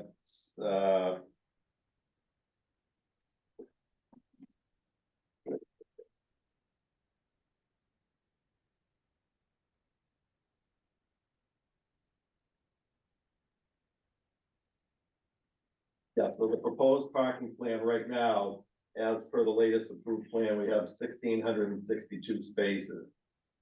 When we build the R1 building, that building is gonna shrink down, so we technically don't need all the spaces, but they're already in, so, you know, we're not gonna change it at this point. So basically, we're looking at, of those 1,662, we're looking to take 14 of those spaces and call them, you know, designated out. They have the right to display product that they're selling in those 14 spaces. So building inspector felt really, even though they are parking spaces and they're striped like every other parking space, technically you're not using them for parking, which, you know, I'm in agreement with what he's saying. So then you want to know what is the current required parking based on the, you know, the new building size, which will be the final building size, the last building in the project. So we would need 1,576 spaces. So we're still gonna have 86 extra spaces, more than what we need, even though we're reducing 14 spaces. And so just for clarity on that point, the number of spaces. Particularly the 1576, which will be the required number once everything is constructed. Yeah. That is the minimum number required. Right, that's what zoning would require, Yeah. but we're actually gonna have 1,662 spaces. Funny, I have a different, I guess, a different paradigm on planning nowadays. I'm trying to reduce parking in areas, trying to reduce cars, trying to get more pervious. But that's fine, we can. Sorry, I interrupted. No, so that, it's really the only issue is you wanna make sure you're okay reducing the 14 parking spaces. And so the request, Bill Nemser, is for us to make a major minor determination on whether the reduction in 14 parking spaces requires a hearing. That's correct, and if, you know, what would be, here's the good, the fix as well. If the board decided it was not a major modification, we would update the, master plan with the spot called out, because for all practical purposes, they're gonna be lots, they're not permanently removed, but yeah, I'm sure it can be just merchandise in there year round, pretty much, you know, seasonal probably. But if there's a blizzard, they can pull them. No, they'd have to get them out. Right. Yeah, they pull them inside the So open area. instead of parking spaces, would it be, it's not gonna be striped? Or No, it is. it's striped now, Yeah. but. What they basically But do striping is won't be is maintained. putting the trailer in those parking, you know, in those parking spaces. So striping will be maintained. Yeah. It's not gonna be green, we're just showing that for illustrative purposes, so you can sort of understand the area we're talking. It'll be as if all those parking spaces are there. They're just filled with trailers and things and probably some sort of. No signage that says, you know, tractor trailer. No, they just literally put the trailers in the parking spaces. If you go to their other stores, and, you know, they just display them out in the parking lot. No fencing or anything? No, So no fencing, you're not changing the service condition. no, We're not trying to. So you're gonna meet, so the parking paint will be maintained. So literally it'll be the store using 14 of the parking. spaces. exactly. So technically, the building inspector felt it's It's not use of parking. Yeah, I understand his thought, but Yeah, it's just fine, I Yeah. understand. Bill, did you have a comment? Sorry, Jim, you. I was gonna make a comment, you can look at, the tractor supply facility that's up in, Bloomberg. And it's, if whether there's a registered or unregistered vehicle sitting on the lot is still a parking space per se, so I would say that that's a minor modification. It could be changed back, 2 weeks from now, back to parking again. We haven't eliminated anything, actually. Kind of modified the use for a while. Bill Nemser, what's staff's recommendation or staff's sort of perspective on this? I agree it's a minor modification, I think it's anticipated, because it's already memorialized, the potential for putting merchandise, it's already memorialized in the NBOD. Is there any reason, and the reduction of parking spaces, does that trigger anything for our consideration? You're still in excess of what's required Okay, overall on the parking. so we're not, there's no request, since there's no request to relieve the current parking requirements, that does not require us to open up a hearing and talk about that either. That would be I don't think it's, I think it's exactly what a major minor modification. My only question is, if we were to find that the minor is our decision applying to those exact 14 spaces? Or is it any 14 spaces in the field in front of the building? Well, it can't be any because it would have to, I agree, because can't take handicap, for example, but that's a good point. Well, again, what we're talking about was that if the board did decide it was a minor modification, we would have the master plan adjusted and we would just stay consistent with the master plan location of the which would reflect what we have. And we're restricting into those spaces. Yeah. We don't want them 14. all over the place. Yeah. Yeah, I mean, Contractually, that's all they can use. and that's a key, yeah, The conversation is about these 14 and the intent, and the intent is to rule whether it's major or minor based on the presentation of these 14. yeah. So I think it only applies to these 14. I would just write up I write up a memo at the end of, for the record, but whenever we do a minor modification. That the board determined that the loss of these 14 parking spaces for the use is allowed by something side. And it's depicted on the plan, and that's the plan, that would be how we do it. Just quick question. In your agreement with the tenant, does this, if they have a big blowout sale and they have 1 million cars coming in, are they allowed to remove their display area and just use them as regular parking spaces? Oh, yeah. Okay, I great. mean, I anticipate at times there will be just that. Right. It's never gonna be all foot, but they can't, Someone Well, could we put the don't file want- on the trailers and then they, yeah. that's what Okay. happens, one day they're there, next day they're gone. So, But we wanted to, we didn't want them all over the place. agreed. We wanted them restricted in a certain area. It's not really losing 14 parking spaces as opposed to, making flexible 14 parking spaces. And so my final sort of question is, these are, as you said, trailers or tractors or some type of tractor vehicle sort of apparatus. And if we restricted this decision to incorporate that it's for trailers, tractors, vehicles, etc. That would align with the request. Yes. Because what I don't want is to, 2 years from now, get misunderstood to be like, Eliminate stand.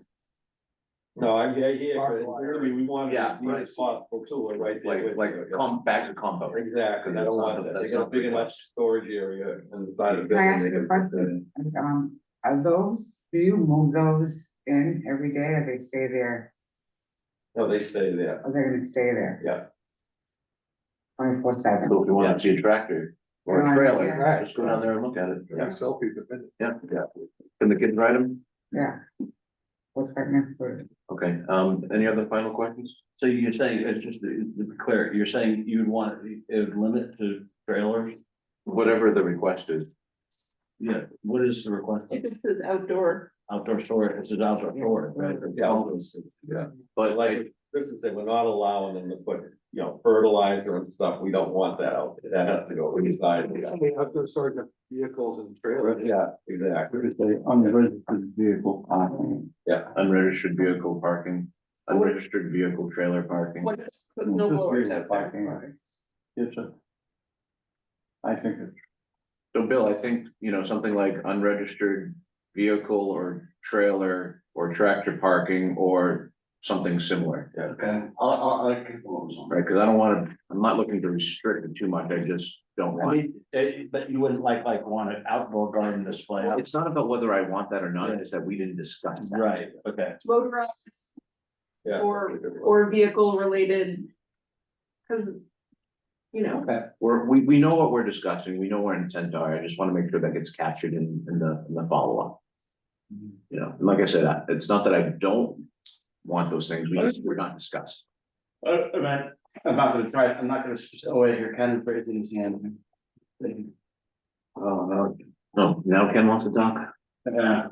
Ken, or can you hear us? Yes. So it's already been discussed here, so I don't want to, there's no need to hit on it too much. But during the original site plan review, there was a significant amount of discussion about outdoor storage for any garden center. And that in particular, any chemicals and even beyond chemicals, things like mulch or something like that, that could conceivably create, that the chemicals could get into the storm water runoff, which of course then downstream we have a well. So there's a lot of sensitivity to this. And clearly that's not what's being discussed here, but just as a reminder, it's one thing for the outdoor display, but there ought to be an assessment being done to make sure that there are no chemicals or any other type of material that would create a possible problem with runoff that would have a downstream effect for our well. And that's all I wanted to say. It's not a public hearing, so we don't need public comments. I'm happy to take any sort of perspective on this. And just realize we're just trying to keep it on focus for this item. Yes. I would just ask, or just want to remind the planning board that general parking area is designated as a switch out area for the market basket compactor dumpster. And so we wouldn't want to do anything to restrict the ability for that to. Understood. Yes. The outdoor storage, I always thought was intended to be adjacent to the building. I have a question. What is this area, you know, the just above market, I'm sorry, above the Tractor Supply, what's that beige area? So that'd be their garden center, and you know how you go to like Lowe's or Right. whatnot, you have the indoor area, they have the outdoor area, it's all fenced in. So I'm just curious, this seems like why couldn't those be displayed within that area? It's kind of, they have a model they go by, and believe me, we tried that. Not good, but it's, you know, it's, I know, I hear you, I don't get it either. Look at the size of this and the size of that. Yeah, if you go to all their stores, that's what they have, and they put these in the parking lot, I don't know. Maybe they think people will buy them if they see them right there, I don't know. But every one of their stores has that, and that outdoor display area like that. Okay. So is this a motion? Okay, I'll make a motion. That the proposed changes. Modifications is considered a minor modification. I'll Based second that. based on the discussion tonight. All in favor by hand? From the modification? It's 5-0 for a minor modification, Bill. And again, I'll just reiterate that it's, I would just like to document it, that it was specific to the conversation tonight, Right, which is about motorized. I'll circulate that. Yeah, You can make right, sure. we'll just Yeah, get it- yeah, we'll just get it right. yeah. Okay, and it's just sort of plan about, you'll update, you know, like we're doing. Heidi. So the next item is, let's go to planner update, and Bob, I know it's late, but if you just have another second, I just want Bill to brief us on our recent site walk, and then we can talk about other planner updates after that. Our, well, as you know, code enforcement complaint. We're limiting, we're trying to organize, a site walk, which we did with the new property manager. Chris was nice enough to come out. This is falling at this point under the jurisdiction mostly of the building commissioner, zoning enforcement officer, you're familiar with all of the, reports that we've had and stuff. So Chris, I guess it's more for the board really. Chris came out last week. We met with Max and Josh, I think, or his assistant. The property manager, and walked around, and the essence of it was to identify if there were any security lights that were not downward facing. So the reports we've had is that some, not all of them, were downward cast. A lot of lights on the place, and so the property manager understood it, and it was, I haven't heard back as of yet from the property manager, but that was pretty much what we did. We walked a fair amount of the site. We're trying to identify if there's a complaint, we want a specific complaint, not a curiosity complaint is what we have to do. So in other words, if there's a specific complaint, well, look, we want to make sure that all the specifications for the lighting are being followed, for security light. But so that's what we're going to verify. Maybe you can update us on that, were there security lights that were, Well, what we're doing is right now in the process of, changing the whole control system on the parking lot lights. The security lights are in the process of doing that right now. So I think at the end of this month or beginning of September, when they're done, we're going out there again to do a whole new test on everything. And then I know some of the security lights, but if we could get some more, specific on which building. We can focus in on that building there. well, hopefully that's what you would find, but if there's, So our site, so, while I have the both of you here, and I'll just go back in time, my initial findings was that R7 particularly was not compliant with its security lights. And that was back in February when I made those initial site visits, with other planning board members. It's now August, I get that there are technical difficulties with switches, I have a background in that too, I get why that's complicated. I do really want, and I've devoted a lot of time to this myself, and so I'm invested. And I've demonstrated that, but I do really want to see some movement on the lighting item. And we've talked through some noise items too, particularly from, I believe, the Market Basket, and it's not quite necessarily planning board purview, but as I consider myself a member of this sort of team where we're trying to all work together to improve things. I would really appreciate being able to get some movement on that too. So if there's any way you could help with the Market Basket discussion to help ensure that their equipment is working and functionally, in a way that's designed to. Yeah, has there been any discussion with them, Bill, directly? that's the building commissioner's been working with them and met with them. Now, I met with them originally, prior to some of the problem, but that's something that falls under the building commissioner's purview. Yeah, because if we can be in met- that loop of that, it would be a lot easier. Oh, yeah, keep in the loop, yeah. If there, I mean, I haven't been on any discussions that he has been on. Okay, But it is an issue, and the issue of, in some cases, it can be mitigated anyway. But the noise, it's also true, we do not have a noise ordinance in town, we try, Right, I get all that. Yeah. but that, if there's an issue, we gotta try and deal with it. I mean, Yeah. that's only fair. And from my point of view, I felt I've put a lot of time into this, and so if I'm not getting movement soon, I'm gonna start to get frustrated by it. Does that make sense? Yeah, well, we can do Yeah. what we can. Yeah. Well, there's two separate issues, there's. Sure, and lines in the sand make sense to me, I get it, but I still look at it as.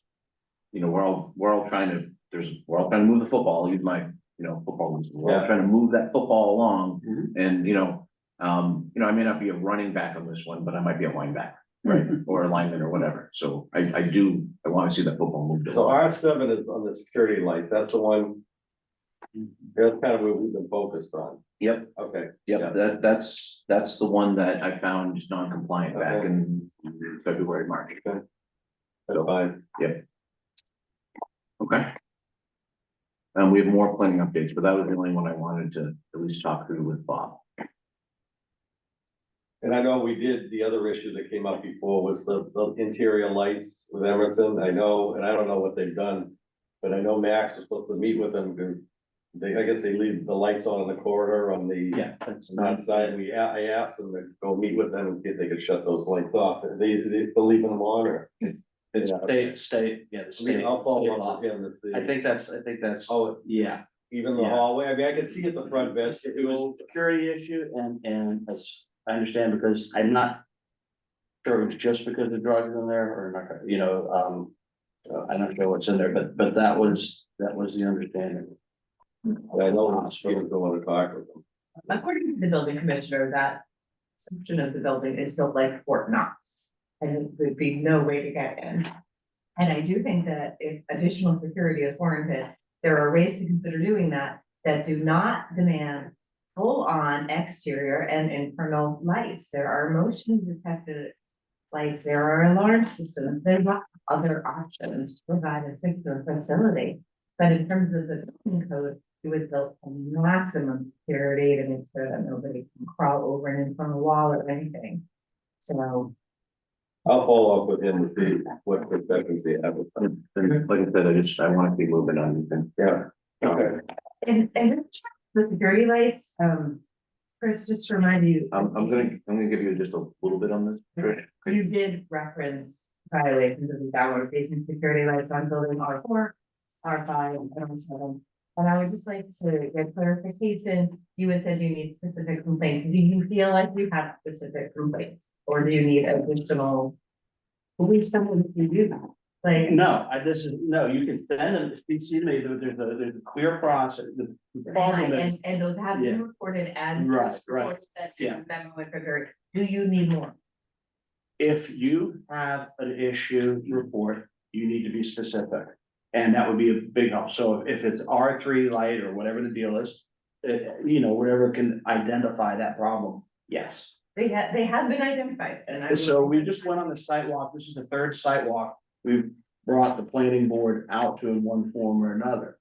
And I think we've identified where there are issues. There are other issues that are identified that may or may not be specific to this, but being specific always helps. What we don't do, we do not have the resources and we cannot just say, oh, we can't respond if somebody comes in and says, well, are they doing this? Yeah, that's what I got. Or are they doing that? And Yep. that, and that's where. So last thing I wanted to mention this too, there's planting season coming up, so it's always a good opportunity to take care of those trees, as part of the plan. I think we talked at Mac on site about that as well. And just so there's a clear understanding what the board is. I've tried to assist everywhere I can with code enforcement. But this is a building commissioner issue and ultimately it's not something I can enforce. Yep. And that gets lost sometimes, but I'm trying to be as helpful as I can, with the situation. Yep, I understand that, Bill. I get that. So, thank you. Let's move on to meeting minutes. Okay. Thank you. If you do talk to Max, if you talk to Max, he would follow, he follow up from others and everybody. Pick up with something. Yeah. I know. We'll do the inspection of the light and all the security lights, so that's kind of. Yeah. Yeah. Are we doing minutes or? Yeah, we only have one set from August 8th. We haven't done that. Yeah. I got 4 comments. Oh, good. My easy comment is the footer date. April 8th. I Okay. want to be August, Yeah, okay, good, thank you. and then moving up from easier to hard. On page 3, the wording of the motion to end the meeting, I believe we use the word close rather than adjourn. Ooh, right. Okay, And then is that what you said? 2 comments on page 2. There's a paragraph 1, 2, 3, 4, 5 down. It starts the board reviewed. The conditions of approval from the previous decisions were reviewed. That were reviewed seems redundant and can be. Okay, got it, yeah, absolutely, reviewed. And then 2 paragraphs down. There's a sentence, Mr. Arsmo made a motion to approve the updated site plan and landscape plan as presented. And the approved and that the request, I think we strike the word and the approved. So it just as presented and that the request continues. Oh, yeah, good change. I sometimes stumble. Pretty good from Biz on the first one. The board reviewed the conditions, it's proceeds there. Yeah, I got it. Okay. Yeah, dude. And a little hiccup on the conditions. Any other comments? Thanks for doing that, Bill. Okay, I'll make a motion to approve the amended minutes from August 8th. Okay. All in favor by hand? 5-0 in favor of the minutes from August 8th. Thank you. Bill, do you have any other updates for us? I do. I gave you each a copy that, and this, you might want to hang on to this one too. MBTA communities. There's constantly, they're being tweaked constantly by the state. And there was a revision made, and I was trying to figure out if it could help us at all. But a lot of the complaints, I went to a couple of workshops with the, BHCD. There's no longer BHCD, now it's EOED. And I felt that we were unfairly, penalized for a couple of things that I talked to you about, whether inclusionary zoning is too strict, and it's like we're trying to forward that whole effort. But one of the things we tried to do was also argue that mixed use should count as a, if it's by right, as under the MBTA community. And at the time it was, well, if you carve out a certain amount of it, it might work. And you removed the commercial portion, et cetera, et cetera. They did make that change, which I'm glad. But it doesn't help us in the DOD, and the reason it doesn't help us is because we only have by right zoning up to 6 units. So right now, my suggestion would be read through it and maybe we'll come up with something else, but in the meantime, I just continue with the idea of what we're doing with Powder Mill Road is our most realistic, and simplest, change we can make. We're supposed to be in compliance by May. If we were to update the DOD, what by right number would be required? Not 6 units, what would that I be? don't know, because we're required to have 21 acres. That is, minimum of 15 units per acre. So, right now, if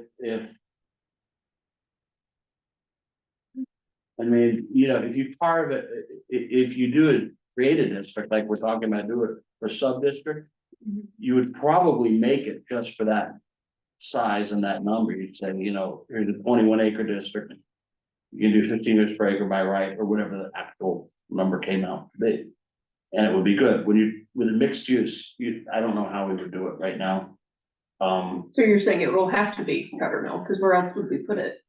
Well, no, you could amend the bylaws and say that, okay, mixed use now is by right in the DOD, which, maybe it still had, and I don't think that's a good idea. No. Can we lose control over? I don't like that. Right, I don't And like it's it. not about I'm controlling, it's just that you can't make things work together. I think good things are going fine design wise, and I would be afraid that we would lose some, Right. But I was also hoping that I could figure out, or with the state, how could we use what we already have in the DOD? And to do that, we'd have to remove those restrictions. It just doesn't seem like a good plan. It doesn't sound like it's the best interest of the town. Yeah. And I think we can do it in a very tidy way on Powder Mill, create a sub-district. It's 21. It kills me, but we get rid of our inclusionary zoning on that one, or figure out how we're gonna do it and be done with it. And Yeah, I agree. I know it's late, I have a quick question. Section 9 of this, determinations of compliance. yeah, It says the following discretionary grants programs Yeah. take compliance with section, considerations when grant award recommendations. Yeah. Does that mean if we're not compliant with MBTA communities, we won't be eligible for any of these 13 grant opportunities? that's correct. That's why they did the change. Okay, And not only that, wait, hold on. So we yeah, won't be eligible for rural and small town development fund, no brownfields redevelopment fund. Right. No, site. I don't know what some of these are, but no land use permit grants, no MVP grant. For Yep. climate resiliency, So, that is harsh. It's totally hard, because, and some communities just, This would be slide 1 of my presentation. some communities, I don't really see how they have the legitimacy to change the rule. I don't know. There used to be only a couple of them, I but don't know. But I know that they're very frustrated with some of the communities that said, we're just not gonna do it, we don't need certain grants. What, Munson? It's the only one. Well, Jesus Christ, they're just beating the crap out of Munson. no, Middleborough. Middleborough's another. Middleborough, One of them gave up. So, but we have to do this by May? Holden. Yeah. oh, yeah. So anyway, yeah, Yeah, we have, So that right now, means- maybe a little extended, but we can do it. That means we have to have it figured out by December. We have to have the new zoning. Yeah, so we're gonna wrap up, we plan on wrapping up the Powder Mill group with that all done, first week of January. That's too late.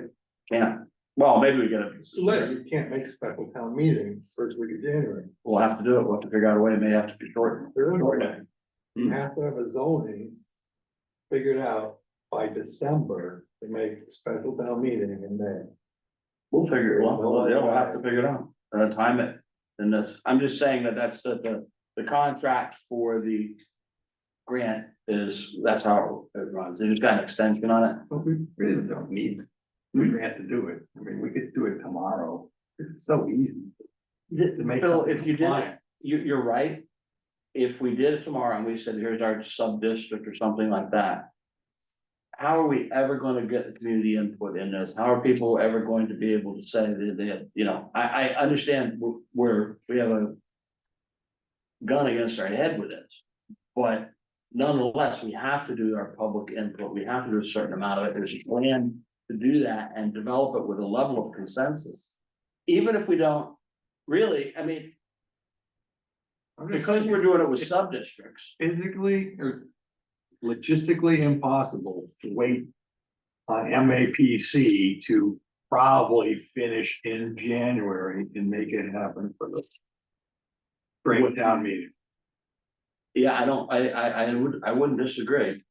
But again, if you can't just dial into this, you have to think about, we're talking sub-district, so perhaps what we do is make sure we have the sub-district ready. Or a sub-district ready that addresses 21 acres for MBTA community. Right, You know, maybe we do, I mean, like you said, I could do that tomorrow. well, that's, And maybe that's where we start with it. So if we had to peel it off. What I don't wanna do is create an overlay district. That has, particularly an optional overlay district, that doesn't accomplish the purposes of the redevelopment in a general form that the town wants to see. I completely agree with that. And. But Bill's right too, I mean. And yeah, that's what I'm saying. So we And might have to seal it off. it's an and, like that is absolutely correct. And we need to remain compliant with the BTA community. So, Yeah. however that works, it's just, we have to do both. it'll be messy. No, what I'm saying, if we have to separate it, then. When we do finish the overlay. Properly with community input, with everything. Then the 21 acres might have to change again. I think the way to do it is, I think the more I think is. We're having a joint planning board meeting next month, you know, guys, we're meeting with Adam. Yeah. We could have like that sub-district of 21 acres. And say this is, you know, where it's gonna be by right up to 15 units an acre. So that if we do have a problem and you know, Bill's not wrong, I mean, it could get delayed more and more. We peel that off and then we go and we don't jeopardize. Either you just, that's our first priority, has to be. Well, then maybe that's the answer right there. Maybe that's a say. Yep. And we identify that, we have a joint planning board meeting in 3 weeks. Is Acton using this as their MBTA community? Yeah, but not the same, obviously not the same. Yeah, Sure.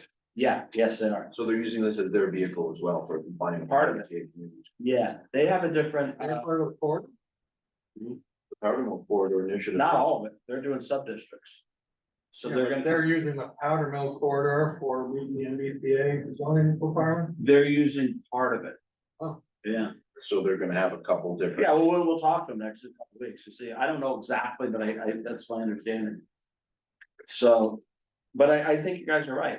And this, you know, But also, Bill. I mean, I like speaking about Powder Mill Corridor in the context of maintaining compliance with MBTA communities.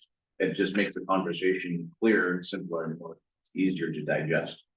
Having a nuanced conversation saying this zoning changes for this and this zoning changes for this, it's. You know, it's hard enough for boards to understand it, and the community members, it's going to be impossible for. this is tough, it's tough. Yeah.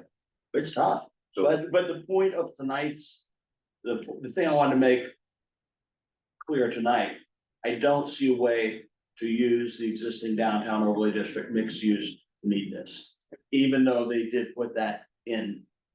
Yeah, that was designed to address mixed use district.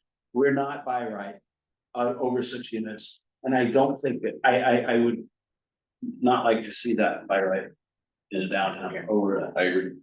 Thank you. What else? Anything else?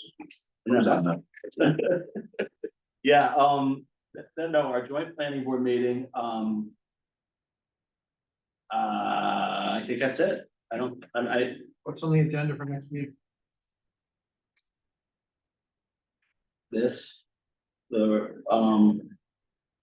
Nothing, I'm expecting, 2 to 6 powder mill. But I've received nothing yet. Oh, there's one good thing. We have 4. Right now, we have 4. And soon to be 6 peer review, engineering, so we're set for that. We're gonna assign, peer review engineering services. So yeah, so. Well, firms, yeah. Yes, great. Bill and Julia put out an RFP Oh, of great. peer review services for both engineering and design review. And we have maybe, in total, maybe what, a dozen? That applied and qualified. So Yeah. we have a list of, we have a good list of design and engineer review firms that we can contract with. Great. When it's necessary. Right, so the thing is like with 2 to 6 powder mill. We wanna make sure they have a firm that has full service basically, or easy. We'll have, for follow-up we have to have a follow-up inspection, one, peer review selector. For 115 Main Street, to check on the inspections going on, right now, we don't have any other projects in the pipeline, But they're there, they're in our stable. Our stable. Calling them when we need them. Good. Good, so now we don't have one, we have a lot of options. That's really good. Oh, yeah. Yeah, we've been working. Yeah, We've been working on it for a while. Yeah, I feel, yeah, I Really feel put a that lot of work into that. it was Julia did it. That's important. It's a very good thing, Bill and Julia. Get a lot of credit, they put a lot of work to this, and it's a Bill, she very, did. very good thing. Thank you so much for that. And We have, so we're going to need a. Did Greg Johnson ask if we should form a subcommittee to discuss the Yeah. development agreement? with yeah, 245? that's something, yeah. So. For 2 Powder Mill Road, we had last year, 2 years ago, whenever we did it. We initially had a subcommittee. Or not subcommittee, it was a subgroup. To work out. The development agreement. The reason the development agreement was, a key element was at the time there was gonna be marijuana, retail proposed for it. That has since been removed from it. The project now is the same fellow, Adam Stack is still running it, but he's got partners that are. I can't remember if I brought them in to meet you guys or not, the partners. Maybe Not not. the new one. Do it, I didn't. I don't think so. Not. All right, anyway, I can't remember. But they're experienced, they've done a lot of work and have a impressive portfolio, so. I anticipate this will be I think this could come to fruition. If it's done right and carefully, and these, they seem familiar also, with rehabilitation of contaminated properties, which is, Julia found, went out there and they did a test boring a pit and there's all kinds of junk in there. It's gotta be removed. Great. Yeah, but the good news is that, it can be better than, with if this project happens, it can be environmentally improved to the nth, by moving this stuff out of there. She went in there and her first pit, I don't know what exactly happened, but she found a bumper, the car bumper. It was like to start, it was like, so. Free bumper. She threw it in the river and kept going. No, I did. Outer mill was actually the other end of the corner, right? Yeah. Yeah. I hope there's no explosive in there. Let Acton deal with that. Oh, yeah. So if we have nothing much for the next meeting, can we talk about ADU? Cause if we wanna have something done for spring, we gotta. get it done By ADUs, December. Accessory dwelling units. what you mean in to try to get in the spring? I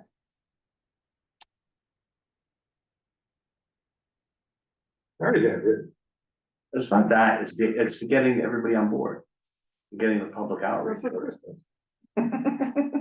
What I do, I'll do whatever you guys want, it doesn't, I mean, Saying, I think, we've been talking about it for 2 years. I know, but what are you gonna, I mean, look at the stuff we had to get through. Can we We got- talk about it at the next meeting? Could we? Yeah, I'll put it as a discussion item. Put it as a discussion item? We're doing, and don't forget. Okay, there's something up there. Don't forget I know I that, changed it a little bit, but yeah, I mean, it's actually pretty easy. you're welcome to, welcome to carve out time so you can present what's prepared as a. Sure. Content, right, and we can continue to work on it. and don't forget, we're gonna have the firearms. Special permit. Probably, we've had some preliminary discussions about a firearm special permit, or zoning bylaw change. And, we'll continue to work on that and. That'll get brought to the board when it at the appropriate time. I'm all I got. ready to close the meeting. Are you ready? I'm ready, you ready? I am ready. I would like to move that we close the meeting. I'll second that. All in favor by hand? It's 5-0 bill to close. Okay. So I'll put our recommendation, I'll put ADU, I'll just put discussion, we're not gonna vote on anything. Yeah, that's the purpose. The big question. You're welcome to, stop recording. Here's your,